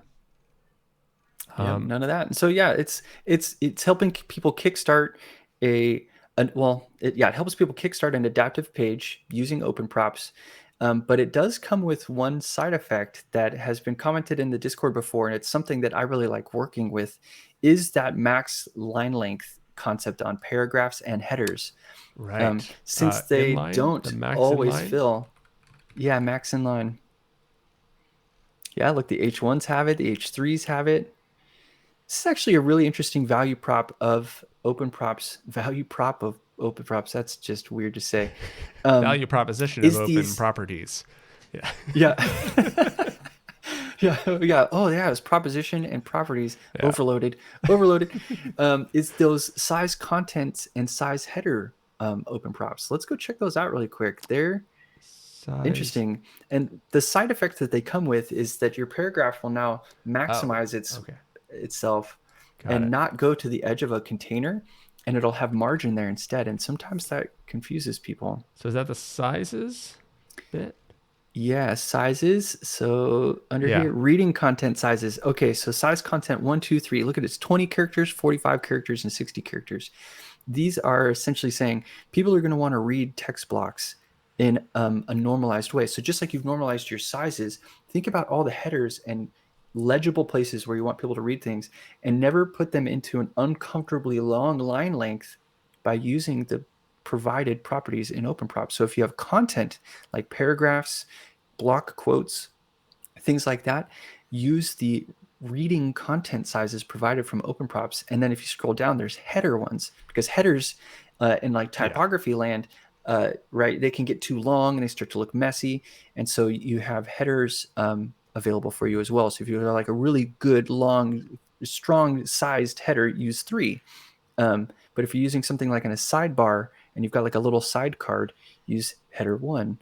Cool. And so you're again bringing consistency to the design and the layout, but your design consistency is core value off of human legibility. I don't know any other libraries that do that.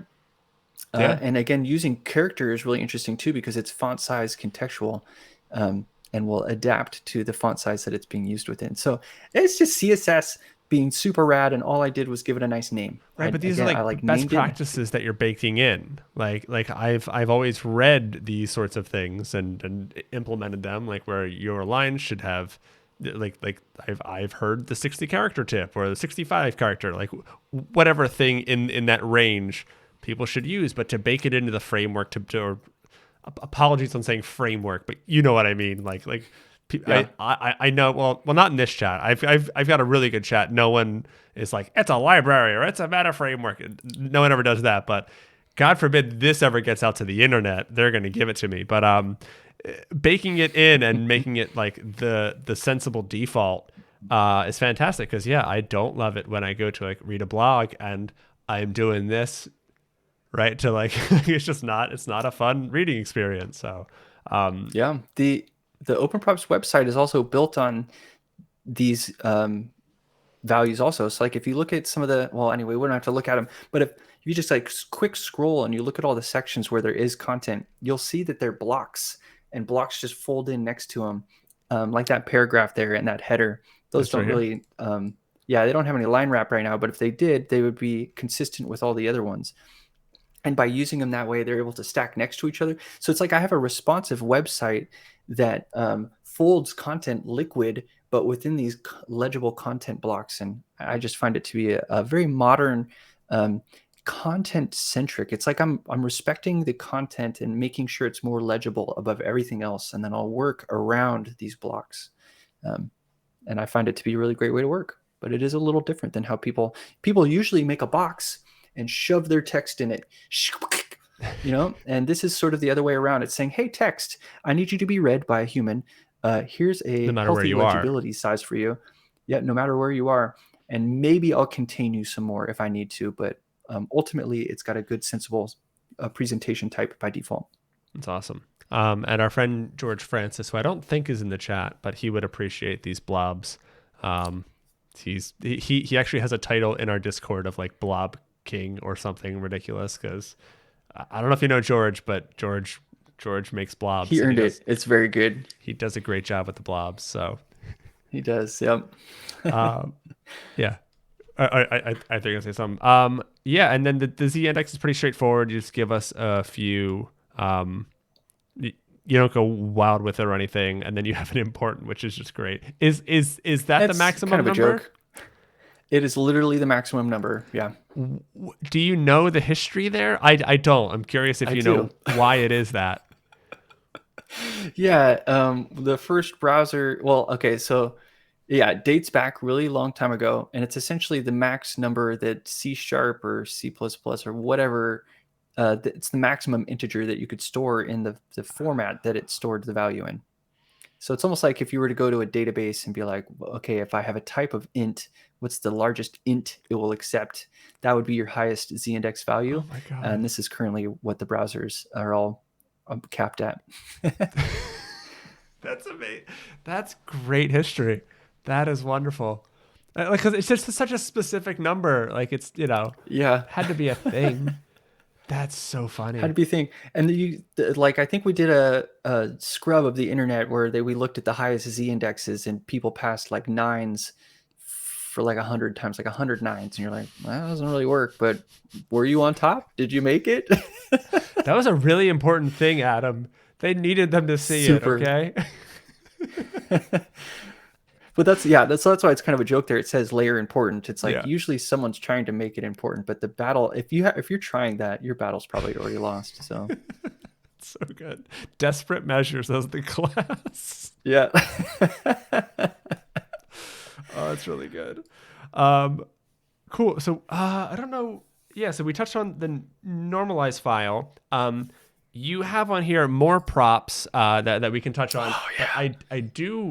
I also want to make sure we get to the questions. We have about 12 minutes left if we stick to the time. Are you good to maybe go a couple should we minutes pivot over? to the questions? You want to do the questions? I'm down to go over, yeah. Okay, cool. Yeah, let's do both because there's some really cool stuff coming. Awesome. Let me just pull this up. I have a little way that I can be interactive with it. Give me one sec. I wonder. There we go. And almost there. I wonder browser, interact. There we go. Now I can actually mouse over it and stuff. Cool. So Adrian asks, I wonder if the OpenProps easings have reduced motion built in. They do not. They're just timing functions. And this is a fun question, though. Like, how could I bake reduced motion into these things? animations could, since the animations have a duration. So like when I'm doing my UI animations and I'm building something, I love making them reduced motion, kind of contextual. And lately I've been noticing that the majority of what that does is just adds a duration. Because if I have something that has two states, like on and off need to exist in reduced motion and not reduced motion. The only difference between these, because I could change colors, I could move an icon, I could rotate icons and stuff like that. The difference is it's not that I want to transition, it's how long.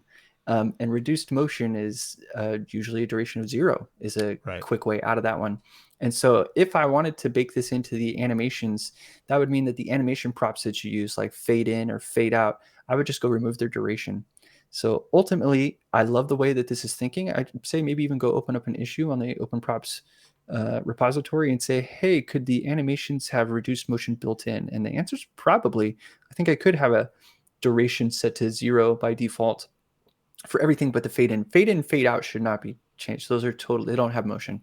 So it'd be looking at just the motion, the swipes, Open Prop keyframes, and the swipes and stuff, and set those to 0. Cause problems. Got it. Yeah, that's a cool idea. Yeah. Thank you, Adrian. And thank you, Mike. Mike just dropped one in. Actually, I probably need to like refresh this, so to speak, to a camera. I wonder. I don't. Yeah, so that kind of did it. Because this thing's a piece of junk. It doesn't even like poll or anything. It's just I've got to redo the whole browser thing. But Mike did just say, I wonder if Alex will plug the CSS podcast. I completely dropped the ball at the beginning, mentioning that you are part of the fantastic CSS podcast. We will definitely, absolutely plug that. Don't let me forget, Mike. Or Adam. You're also allowed to. I think I called it out at one point, or made a small minor shout to it, but yeah. Wasn't big enough. We gotta hit it. But so yeah, awesome, Adrian. Thank you for that question. That was super good and makes sense. Thanks. Great. Ben asks, I wonder what is Adam's next project? Or is this, I feel like this is still going to be it for a bit, just because you have so many promises that you've made to the people. This right here, this is the promise list that I'm holding you to. Yes. No. That's a good, so that is a lot of the next projects. Right now, masks and icons and patterns are being hacked on actively. There's prototypes for the properties. Cool. They'll essentially not change the main bundle of open props. They'll be available as just an individual pull-in, or if you're using the JIT props plugin, you can point to the entire bundle and then just use the masks and icons that you use. But super exciting. Here, let me send you a link to the icons. Okay. And Killian's saying opener props, openest props. As it gets more open. Yeah, how could it be more open? It's not open enough. Let's see, new props. Here's this my sweet little pen. Yeah, check this out. Go back to front end horse, our little chatty right here. Yeah, next to the Physx. Good people in the chat are not in the Discord yet. Stop by. The link's in the thing. It's also right here. There's also the Discord. Thank you, Ben. Appreciate you. But yeah, it's a great time. It's really, really nice. I'll move that out of the way. Nice. So what is icon div class icon name skull?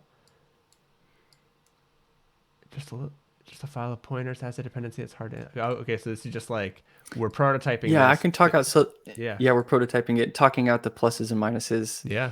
But you can imagine that you just imported, openprops.icons.css, and on line 15 it shows you the root, what that would simulate importing.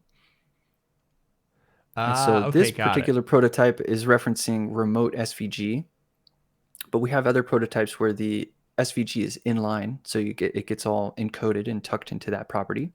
Okay. And then so imagine that that's what you imported, but you didn't know it, right? It's just there. And then scroll down to usage, and you can see what it's like to use these icons. Oh,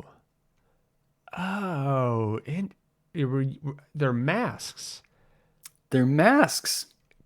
Got it. I mean, I know all of chat had it like way before me, but I'm like, huh? Okay.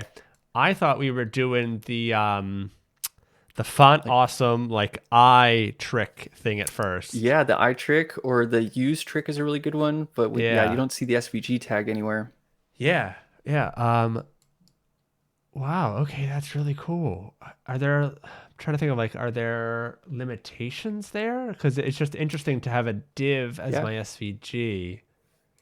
Well, you could make anything Masked. into a mask. Yeah, so you could mask a button shape if you wanted to, or whatever. These are just for Got it. one of the trade-offs is like a lot of icons are duotone, where they'd have like like the wheel on that one would be blue, and then that'd be dark blue and like the little V shape or whatever. It's So we can't target those specifically and color them this strategy. But you could make a gradient that sort of was like simulating duotone, where you kind of make a gradient that targets different sections of the mask and do that. But it does make a gradient easy, whereas like making gradient icons is usually a little harder. Yeah. So it's like, the trade-off there is kind of interesting. No, and for just kind of tossing it in on a div or something, that's a really cool. I don't know if I'm going to use this all the time for all my icons, but I definitely like it as an option of like, I'm going to throw a nice mask on. Like even beyond icons, I think the idea of like utility masks might be really cool. I can't exactly like think of like all my use cases right now, but I've definitely had like, I need like a diagonal stripe or something. Oh, you've I thought I had a thing there, Adam. I'm like, I thought of a thing for Adam's. Nope, Adam already did it. Well, these are things getting prototyped with various folks in the discussions on GitHub, and it's just really fun because we have like Leah Veru has been making patterns. There's people making patterns. This is by Timani, who, if you don't follow them, there's CSS challenges on Twitter. They kick butt, and they're like a mask pro. And I'm like, how do we turn all of these pro masks into props, and how do we make them really easy so that you can you get a scalloped edge. You get this sort of like liquid edge, and you can say both edges or one edge. These masks should just be like one property away, and that's the intent. So bringing in more properties where you can just do something, because again, this code behind that property is super complex in a lot of ways. I'm like, these are pretty tricky how these get done. And by us turning it into a nice prop with a nice name, we're all of a sudden empowering these tons of people to leverage these CSS superpowers just by a nice little name. That's awesome. Chat, super quick. Just while Adam was talking, did I have noise, like background noise? My neighbor's mowing their lawn all of a sudden. I just want to see like how much I need to kind of limit that background. Yeah, I don't hear it. Cool. Yeah, now it's silent, but just making sure. Awesome. Just making sure no one noticed. Thanks, everybody. Appreciate you.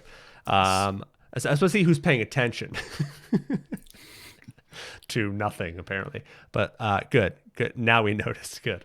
And he just stopped, I think, so it's perfect. No, this is really cool. I'm excited about what you've got coming with stuff like this, because this is it's just useful. It's just useful when I can just slap something on there, or even like those like it was really in style for a long time. I think I still see it and I still enjoy it. I'm not like trying to like say like it's old, but the changes between sections that aren't just like horizontal lines, but like like a slash or like an arc or something. A wave. Yeah. Those are cool. And if you can make a quick property to make that a little bit easier, awesome. That's the goal. And so they're definitely not main bundle items, because they're going to be a little bit more rare in occurrence, but still I think having them, Open Props' goal at this point is aggregate as many supercharged things as you can into a nice name, and enable people that way. Love it. And now, Mike, I'm self-conscious about my breathing now. Thanks, buddy. Now I'm like just trying to what's the chocolate rain thing where he's like, I move away from the mic to breathe? Do you remember that? Oh yeah, there was a whole and he put like a caption on the screen to like explain why he was like going back to breathe. That's gonna be me now, Mike. Thanks, buddy. I'm very easy to break. Cool. So you've got lots planned. I'm sure. So that this just means sequel episode is all that tells me, is that we've got to have you back on when all that stuff is shipped. Oh But yeah. that's super exciting. Is that a fair answer for what's Adam's next project? Just like building this out I'm trying to more? think if there's anything I could tease. Um, no, this is the current project. I don't have anything currently baking enough to share Cool. it. I mean, I'm going to be in maintenance mode a lot too, making sure that a lot of these things are stable. I mean, maybe it'll be Physx. I'd still like to get Physx pushed out, and I Awesome. might even revert it back to its original version, which was just a function. Okay. I think it's like a class now with private properties and all sorts of stuff. I'm like, it was like really digestible before, and now it's looking weird. So, Got it. yeah, Ben fun says question though, Ben. we got to have Adam on to teach SQL. Oh yeah, you want to learn SQL from me? That's what Ben says. I don't know. I don't know if that's a. Do you know it? I don't know if this is like a thing that you tweet about and don't like, or. I don't tweet about it, but I have written a lot of SQL in my time. Okay. Yeah, I Yeah, mean, fair enough. my first anyway. My origins are in Java and PHP, and I mean even Access databases and crap like that. So that's how Oh, old my okay. knowledge goes. Sorry. I said we need a sequel episode to do all those open props things. And he said we need a sequel episode. Have you on to teach sequel in the sequel episode? Got it. We need a sequel. Yeah, that's Nice. what it was. No, Hella meta, no dude. worries, We like Ben. it. It's just one of those times where like a joke's like, oh no, Mr. Ben's like, no, it's a joke. Don't make Adam explain how he knows SQL. All right. I wonder if there are if there's a recommendation on how to remove the props you don't use. Yeah, I got 3 tips for you. I say 3 right now. Let's hope I can remember all of them. The first one is individual imports. So you don't have to import all of open props. You can go grab bundle by bundle. So that's a way to eliminate a large chunk. Is like, let's say you never use the animations, then you don't pull them in. Yeah, so you can pull them in individual packs. Individual prop packs. Yeah, I called them hack packs in the transition.style, but now they're prop packs. Nice. Makes Thought prop sense. packs was nice alliteration. So that's strategy 1, is just import less. Strategy number 2 is a removal strategy, which is what most people do right now with like Tailwind. Well, I guess Tailwind is like JIT prop, or it's JIT Yeah, system Tailwind is kind the of does it default by now. itself with Purge.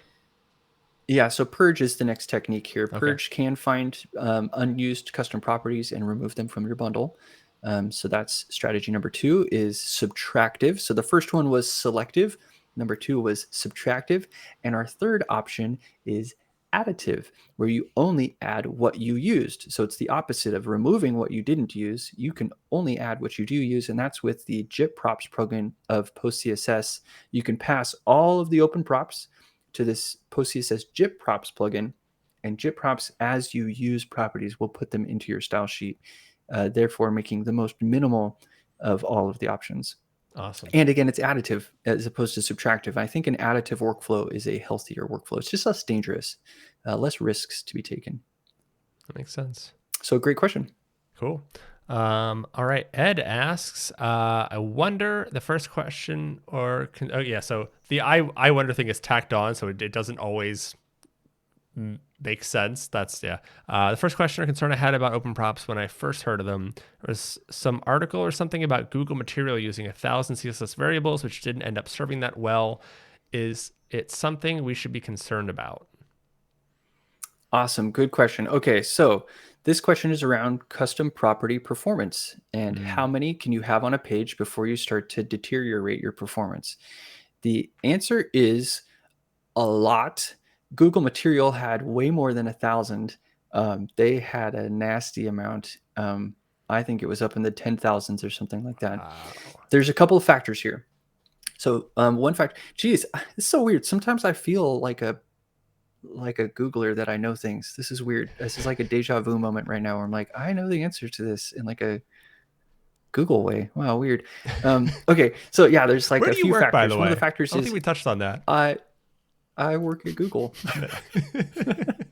Oh yeah. Oh yeah, I forgot about that. I'm a Googler. Okay, so first factor is how many props you have.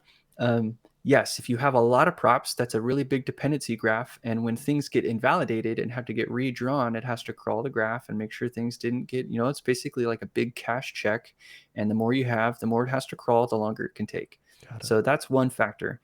Now that factor is actually not as important as factor number 2. Factor number 2 is, where did you put them? If you put 500 on star, that is way more impactful than if you put 5,000 on HTML or root. In fact, the best place to put them, if you're worried about performance and you have a lot of properties and you're feeling some pain for whatever reason, like maybe your page is painting slow. So that's actually one of the first places you'll see this effect is your page will take a long time to paint. It will literally load your styles and chug to figure out what to paint. So if that's your problem, the first thing to do, if you can, is move them to root. Okay. Each browser is more prepared and optimizes the root custom property code paths than they do the others. So I put my properties in OpenProps on HTML. I did that knowing that I wasn't going to be in this like superb code path of root, but I also was putting it in somewhere that it's still very good and it's still very minimal impact. It's the HTML tag. So it's at a very top level spot where it doesn't have to do a lot of invalidation and crawling. Okay, so we had number of props and where you put them. The reason that putting them on star is so expensive is because star is literally every node all the time.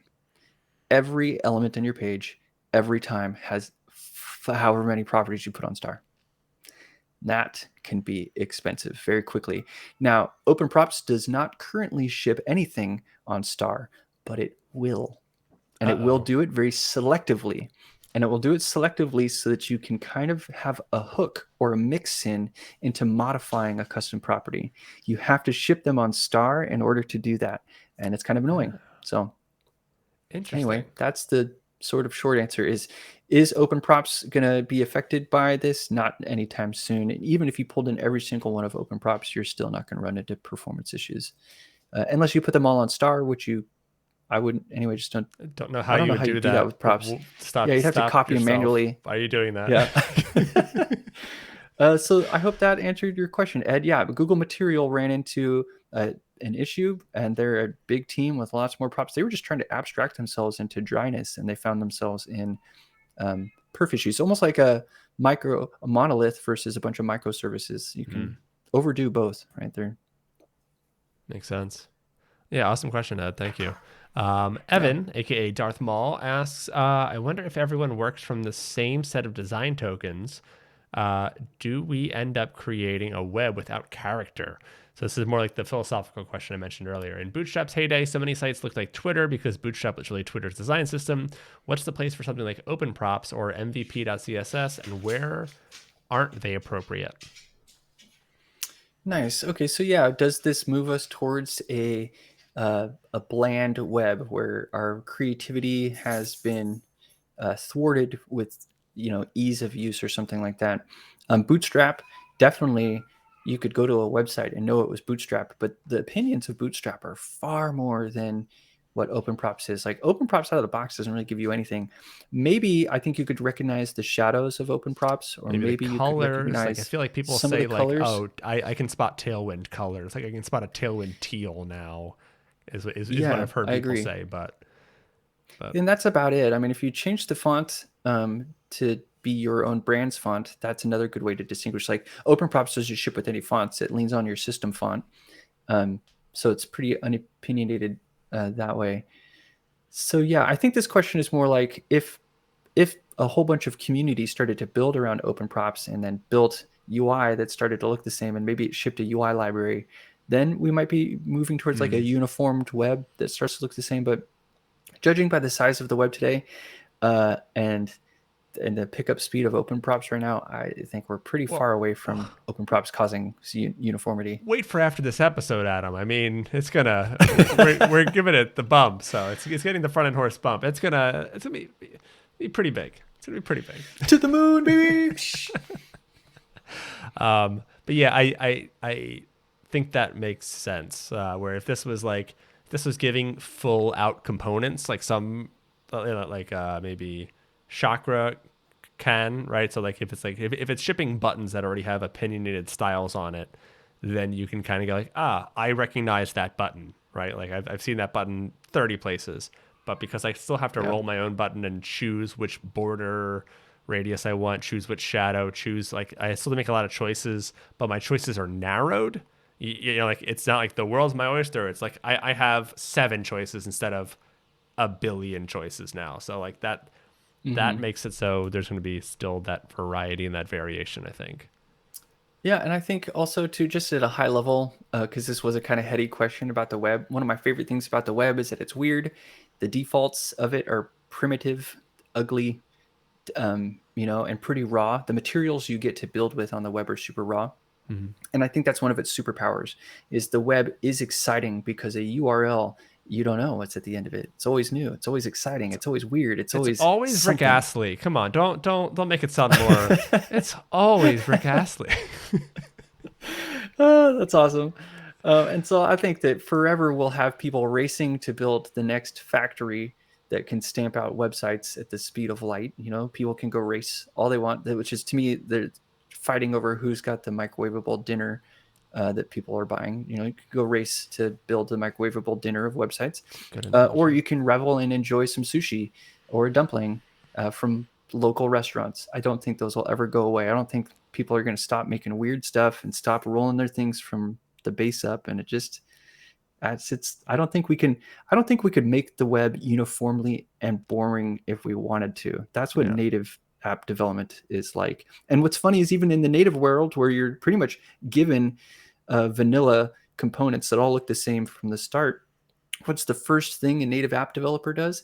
They strip that crap out and they start customizing. So it's just kind of funny. The web has the opposite sort of workflow where we have to start custom from the beginning. And sometimes we want the bland. But anyway, so there's my philosophical thoughts on uniformity. Love it. Emma Lorenzo, I think that's where the space is happening, asks, I wonder, is there any way to see the code the var represents inside VS Code? So we just recently put some docs on the page for how to get autocomplete in VS Code with a plugin, but we don't have any way to see. This reminds me of the code editor brackets. Do you remember brackets? The one that did. The code editor. Vaguely? Yeah, Adobe's code editor from back in the day. It had a special quick scope feature where you could quick scope lines of code and it would bring up this little interstitial window. So it's kind of like what they're saying here. Could I quick scope the value of? I don't think so. That's an interesting question. Oh, actually, go to definition. If you imported from npm or you just had the file local and you right click and go to definition of a custom property, does that not take you to the file with the line of code? I guess I could try it right now. I don't have a project with it ready to go yet. Let me see if I can fire one up real quick.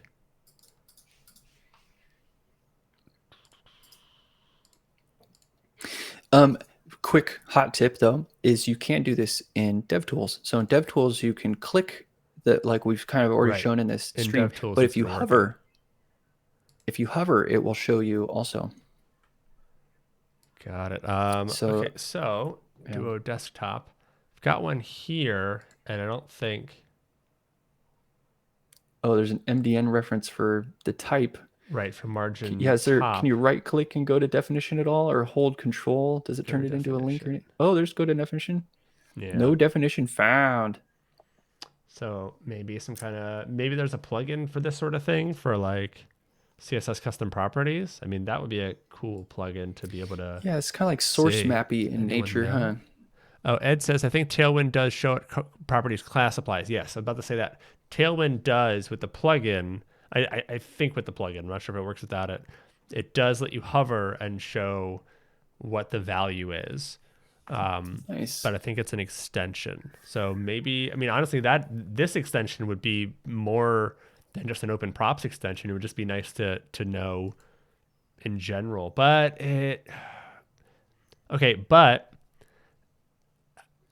how will it know what this is. I mean, like it could do it globally, but if I put footer inside of another component and that sets the CSS variable, like it just might be wrong often because it doesn't know the context of where it's getting placed. Do you get what I'm saying? Like if something, Yeah, I think if there's its even parent resets it, it might not know like where is surface there's a coming graph, from. right? So like it needs to be intelligent enough not just to go to the root of the definition. It needs to find the nearest contextual value. Right. I think there's people working on VS Code custom property extensions that will help Yeah. map out and give you an overview of all of your custom properties. Because it's a pretty common issue that people want to see this sort of lay of the land and the relationships between things.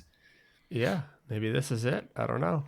I'm not going to just install it willy nilly, but yeah, I think it's a IntelliSense, greater. definitions, and references. Yeah, it looks like it. Yeah. Well, I mean, and it has 5 stars from one person, so it's going to be pretty good. Definitely just going to install it blind. Maybe later. But yeah, good question. I think it's more of a general CSS custom properties issue rather than an open props one. But with that said, like you can benefit from other people's work with this. It's not like you have to make an open props specific one, but I guess you could too. I don't know. Yeah, nice. Yeah, I good wonder how question. open Sounds like props good works. DX to add. Yeah. Brittany says, I wonder what is the link to the reset used in open props? I think we dropped that in earlier. And I think that's the normalize, right? We kind of touched on that, how that was Yeah, the there connection is to no normalize. reset. Right. Yeah, the normalize consumes the workload that a reset would likely do. Cool. In this case, at least. Yeah, but thank you for the question, Brittany. Ed also asks, I wonder how to and how easy is it to override the prop values? I think we kind of touched on that, where like it is zero specificity. It is incredibly easy to pretty much anywhere you want override the values. Yep, absolutely. Aaron asks, I wonder, could you have 2 different colors instead of black and white for the color contrast checker? Yes, you can.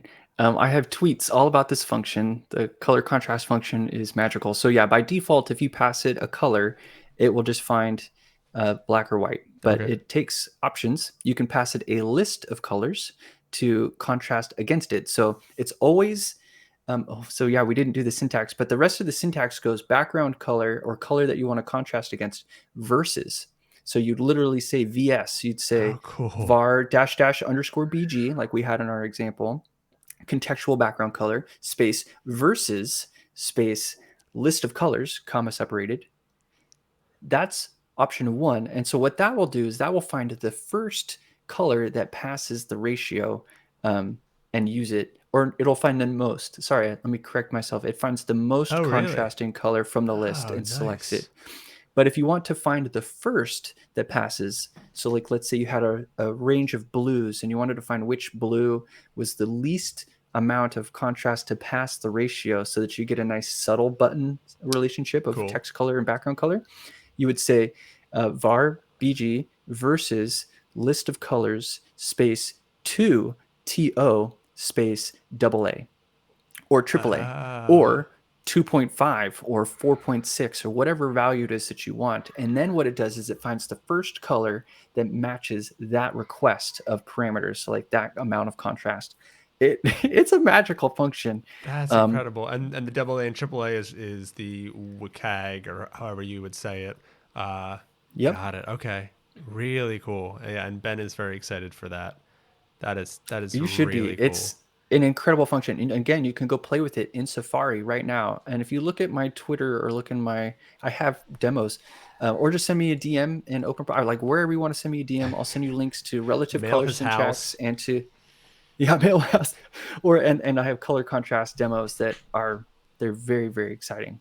It's going to take a lot of work off of us in calculating these things and automate a ton. And anyway, it's going to be magical. That's great. That is really great. Yeah, great question, Aaron. Really excited for that. Tylopius 2. I think I nailed it. I wonder what is on the roadmap for open props. I think we kind of touched on that one too, where you do have the upcoming question mark section of site? The coming soon? Oh, nope. Yeah, those are all the thoughts. Those are, I'm like, these are all things that could be in there. We didn't talk about app property. That one's, I'm really excited about those. Anyway, so that's the list of potentials. Cool. Like, I think it would be nice even to ship a utilities.css class, like, because you could have things like content, like a class called content one, and that comes with surface one and text one as a pair. Now you Cool. can just put that class on something that you want to have a nice legible set of content inside of. So yeah, there's things like that. But we talked about the ones that are top of the list, which are masks, icons, and patterns right now. Those are low-hanging fruit. But they're also a lot to choose from. Yeah. And we're working out the best ways to deliver those and make them available for people. Awesome. Love it. Let me scroll back down. I wonder, does using this create layout shift? Emma Lorenzo asks. So layout shift is when your page loads and something asynchronously happened, causing an additional layout to occur that causes a visual shift, right? So that's what layout shift is. Open props does not cause those.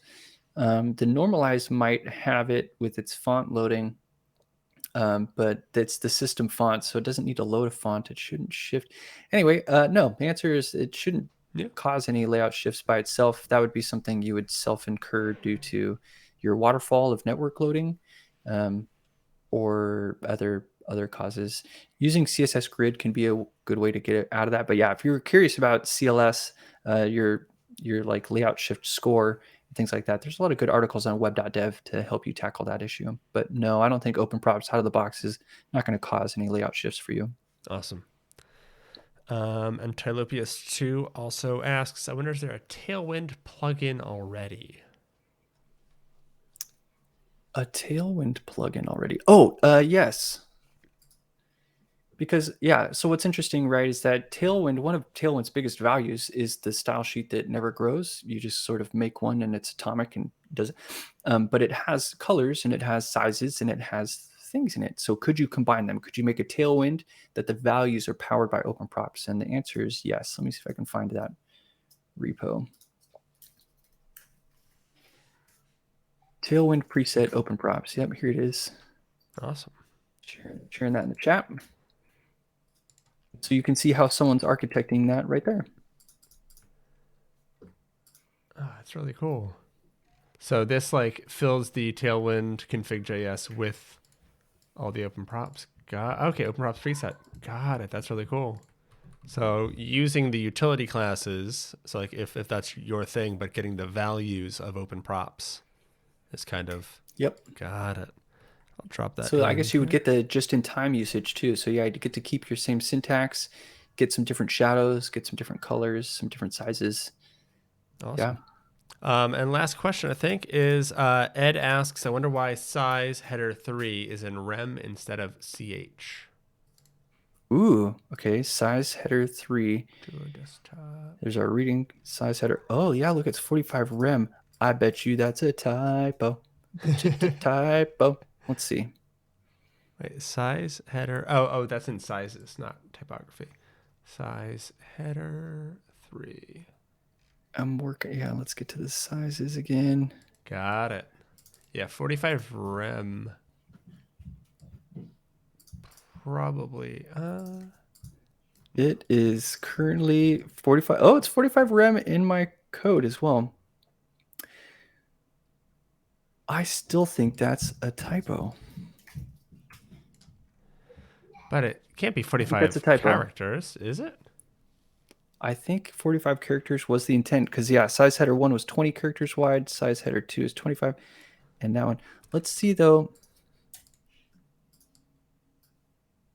No, I think that's good. Okay, I'm going to log a bug on open props to investigate and normalize that because that sounds like... Nicely done, Ed. Yeah, I love it. There's been a few little things like that have been caught by folks, and it's awesome.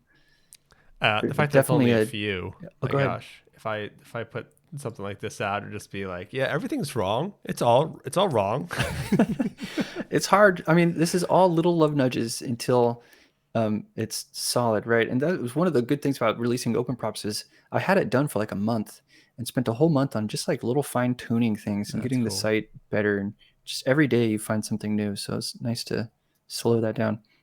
That's awesome. Great. Do we want Cool. to kind of Thanks. finish? Thanks for the fun. I know I've kept you for 24 more minutes than I promised. Do you want to just kind of touch on what the Vite plus Yeah. just-in-time props is? Let's definitely check that out. Awesome. Thanks. Yeah, I think this will be a fun place to go. Awesome. All right. So the goal of Vite is to be, it crawls your HTML and crawls your project and then determines what sort of build processes to do. And it's super fast and essentially very HTML centric, a lot like what Parcel helped teach everyone to do, which is instead of a bunch of upfront config, it would derive its purpose from how you use it. Cool. So Vite is a very fast, I'm a big fan of using it for various projects. It supports multiple component frameworks, but it's definitely view-centric. And so what we've done here is we've loaded, so pull open postcss.config.js.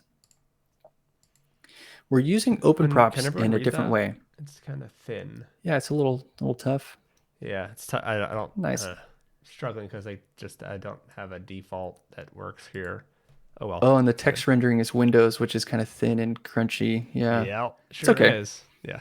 Sorry about it. It's all right.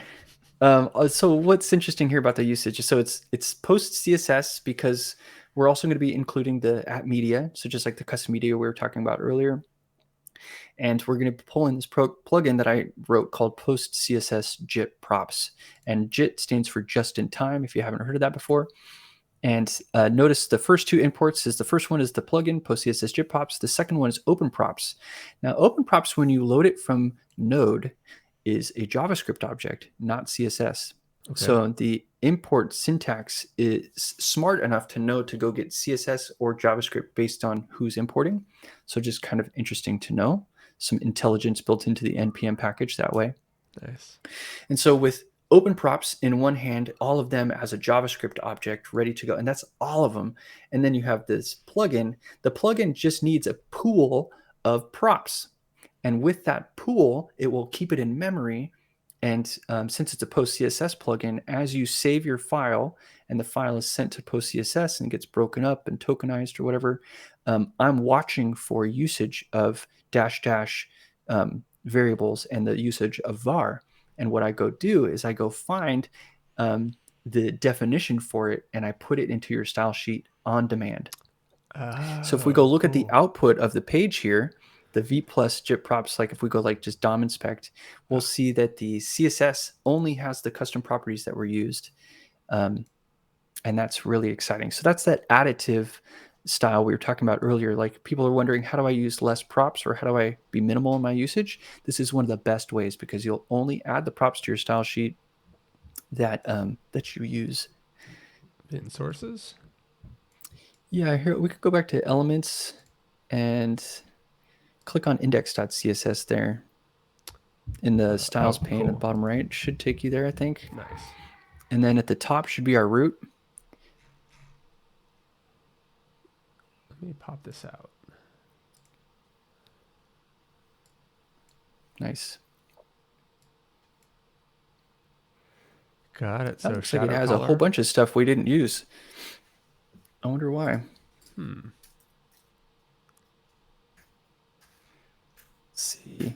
But not I know not that we're everything. pulling in. Not everything. Well, we're pulling in the normalize, right? That probably all those properties that are in the normalize will get pushed into the. Well, here actually, let's go to this. We'll go to the index.css file. It is using that. Okay. So the reason we're getting a bunch of this stuff is we're importing it.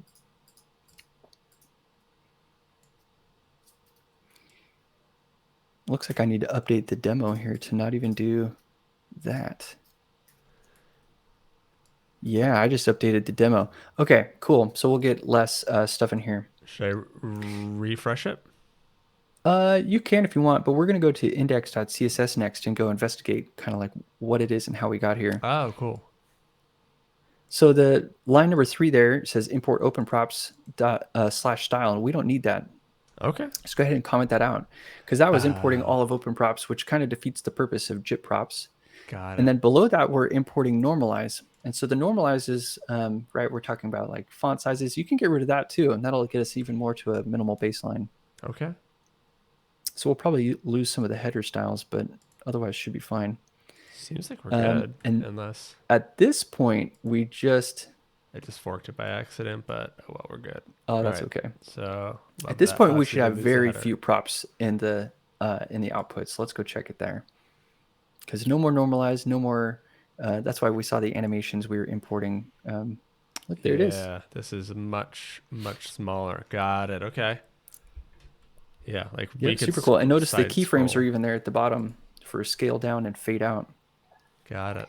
So JIT-props is smart enough to find the dependencies of a variable too. So if you use a custom property that is using another custom property, it can go find that, and it will also find the animations. But yeah, all in all, the idea here is that with PostCSS and Vite, we're sort of sending the style information to a plugin, which is adding variables to your output CSS file on demand. And yeah, it's like open props on demand. Sorry about that. Choking a little bit. Didn't mean to. No worries. I didn't mean to choke. Sometimes I mean to choke, apparently, but so I have to explain that this is an accidental choke. Awesome. Yeah. So just makes working with this even lighter. But I already feel like it's not like I don't feel many qualms about pulling the whole thing in, but now there's like no it's tiny. excuse, right? It's like no one can complain that we can't pull in a big framework or whatever. It's like no, it's microscopic now. Well, yeah, and even if you're like you have a big existing post CSS project and you don't want to pull in all of open props, you can pull in JIT props and just use some open props. Maybe it's 2, maybe it's 6. Like there's no reason that you have to go all in open props. Open props is very easy to sprinkle, which I think is not something people think about because Tailwind, it often gets compared to Tailwind. In Tailwind, you don't sprinkle Tailwind anywhere. But open props is very, very sprinkleable. Yeah. Yeah, I think part of that is like yes, Tailwind with just in time, you can just use maybe flex in 2 places, and that's the only thing that gets shipped. Sure, but as you're like actually using it, you get back into that like all right, some of my styles are utility classes and they exist mostly in the HTML, and then some of my styles are in Sass files and they exist over there, and you get that split. And I don't know, that's always been my least favorite part of that. Yeah. But yeah, any questions there on JIT props and open props? Not for me. Chat, let us know because otherwise I am yeah, more excited about it than I was even before. I have a better handle on animations. I'm excited to swap out some of the not as great animations that I did for these kind of like built-in tried and tested ones. And yeah, chat. Clearly, Adam is looking to build this out to make it a bigger thing. Like he said, if you've got something to add to it, I mean, I'll let you explain it. But like I was kind of saying how if you have more eases, send them his way. Or if you're looking for other things, like what help do you want? What feedback are you looking for? Because you just launched this like within the last month. What else are you trying to get from our fine folks in the chat? Yeah, the properties that you find that move with you from project to project that can be generalized, or that by giving them a name. Here's this. Whenever you convert a magic unit to a variable in your system, think about if it would be valuable in open props. So like magic units are things like, you had 20 pixels or 21 pixels somewhere, or your borders were all using 3 pixels or something. Like if you're converting a number into something named with purpose, think to yourself, would this be something that would be valuable to share with more people? Like, border radiuses, or Classics. what kind of things are you building that come with you across and have a good name now? Yeah. No, that's great. I think that's a really good way to put it. And yeah, I just love how much is baked in. So definitely check it out, chat. Really, Adrian says pi 3.1417. Oh, actually, hold on. Do Go you have do that? the aspect ratios. I have golden ratio. Yeah. You could Oh, probably put pi in there if you where's it? want. Oh, we didn't even touch on aspect ratios. So No, we thank you for didn't. the That's okay. follow. Yeah. So this just using the aspect ratio. Um, okay. No. Yeah. Sorry, I forgot. Oh, right. This is how it works. I was like, is it using the aspect ratio property? Wait, no, I have to do that. That's how that works. But this just Yep. makes it so that I don't have to remember what's the widescreen ratio again, or what's ultra wide again, or golden. That's great. That's really nice. Cool. Yep. And those things will eventually be more usable too from JavaScript. So potentially, Adrian, you could help us identify a bunch of math-based properties that are interesting for use in calc. That sounds like a really, actually, I'm going to go make a little discussion about that Nice. in GitHub Nice. because that falls in line with a couple of other goals of some other things. So yeah, pi totally makes sense, right? You're giving a name to a magic number. There's plenty more to where those come from, and those are usable in calc all the time. So Cool. calc helpers built into props. I hadn't even thought about that. There we go. And Killian asks, we are getting native pi eventually. Is that happening? Oh, we have a bunch of math functions. Are constants delivered? I know we're getting math functions, but are we getting math constants? Tune in I next don't week. know. And I know we'll we got find out. Infinity. Like Infinity is shipping in Chromium soon, which is an interesting one to think about. But yeah, is pi? Killian, I'm not sure. Let's follow up and chat about that. That sounds interesting.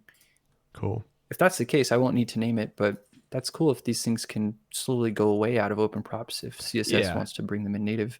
I think that's a great way to handle anything like this, is like, this isn't available everywhere yet. So we're helping out by making it, like if something's only in one browser, or it's like in the spec, kind of like what you did with the media queries. Like, I think that's a great way to handle it. It's like, hey, we can get ahead of the spec, and eventually this will just kind of fade. It'll fall back to the spec. Yep, I'm excited for that stuff. Cool. Well, we need to. Let's plug real quick, because Michael would be mad at me if I don't. The CSS podcast. Let's make sure we put that out there. I am dropping in the link. Find us on Spotify or wherever you listen. Awesome. And you also had a hand in web dev, the CSS course that came out, right? Learn CSS. Yep. This is, and the Learn Design course. Yeah. Really? What's the Learn Design? Responsive design. So is this like a Figma course, or what is this exactly? It is not. It's web. It's sort of like web. The mentalities of classic design through a very specific web lens. Cool. So it's for anyone that's putting designs onto the web. We build you up with all the basics and strategies and techniques that the web can give you in order to facilitate responsive design. Awesome. That sounds really good. Yeah, I've been pointing people towards the Learn CSS course. Not that that's why it's succeeding. I'm making it sound like, hey, I sent you like 7 people, man. But no, it's just a phenomenal course. And most of the sections have a CSS podcast like tied to it. I think that's just a great way to kind of let people learn in like a holistic kind of way, where they can go in, go through the exercises, and then pop on the podcast as they're going for a walk, and kind of understand the content in a different way. And just, it's just a really great resource that y'all put together. So thank you. Yeah, great explanation there too. Cool. And Ed went through all of them, and super useful. Great. Glad that nice. Thanks, Ed. Ed's good people. Awesome. But yeah, so unless Mike has anything else that I want to plug, or unless Mike has anything else that I have to plug, and unless you have anything else to plug, yeah, we can call it there. Was there anything else you wanted to touch on, Adam? No, I mean, I could talk about this stuff forever, so definitely it. cut us off. I think that's a good idea. It's like it's a 12-hour stream. Why are they still going? Donation from Hoodie Waddy. Killer run so Really sorry about that, everybody. Just realized I went try to go to Twitch on my other account. Didn't work out, so y'all just heard someone else's stream. Whoops. But I'm trying to make it so that we can go and raid somebody, because that's what we do at the end. But We all not need as smooth. somebody to raid. This is the first show of the new year, so a little sloppy. But yeah, Adam, thank you so much for coming on. Thank you so much for making open props and showing us how to do it. It's just such a cool tool. Absolutely. And you are a wealth of knowledge and a lot of fun to hang out with. So love to have you back on sometime. Awesome. I had a blast, and thanks for this opportunity. And you were fun to hang out with too. Definitely invite me Appreciate it, back. man. I'm happy to come back. Awesome. Love it. So yeah, everyone, throw some confetti for Adam before we head out. And yeah, we're going to find someone to raid. If you aren't in the Discord, join in. And yeah, we will see you there. Chatham, I'm not going until you throw some confetti. Make this happen. That was not a kind request. That was a demand. There we go. We got some going. Thank you, Aaron. Appreciate it. All right, everybody. Thursday, we have Dan Spratling coming on to show us Next.js with Prismic, how he builds out these awesome sites. Please be here Thursday, same time, same place. Thanks again. Take care. Bye.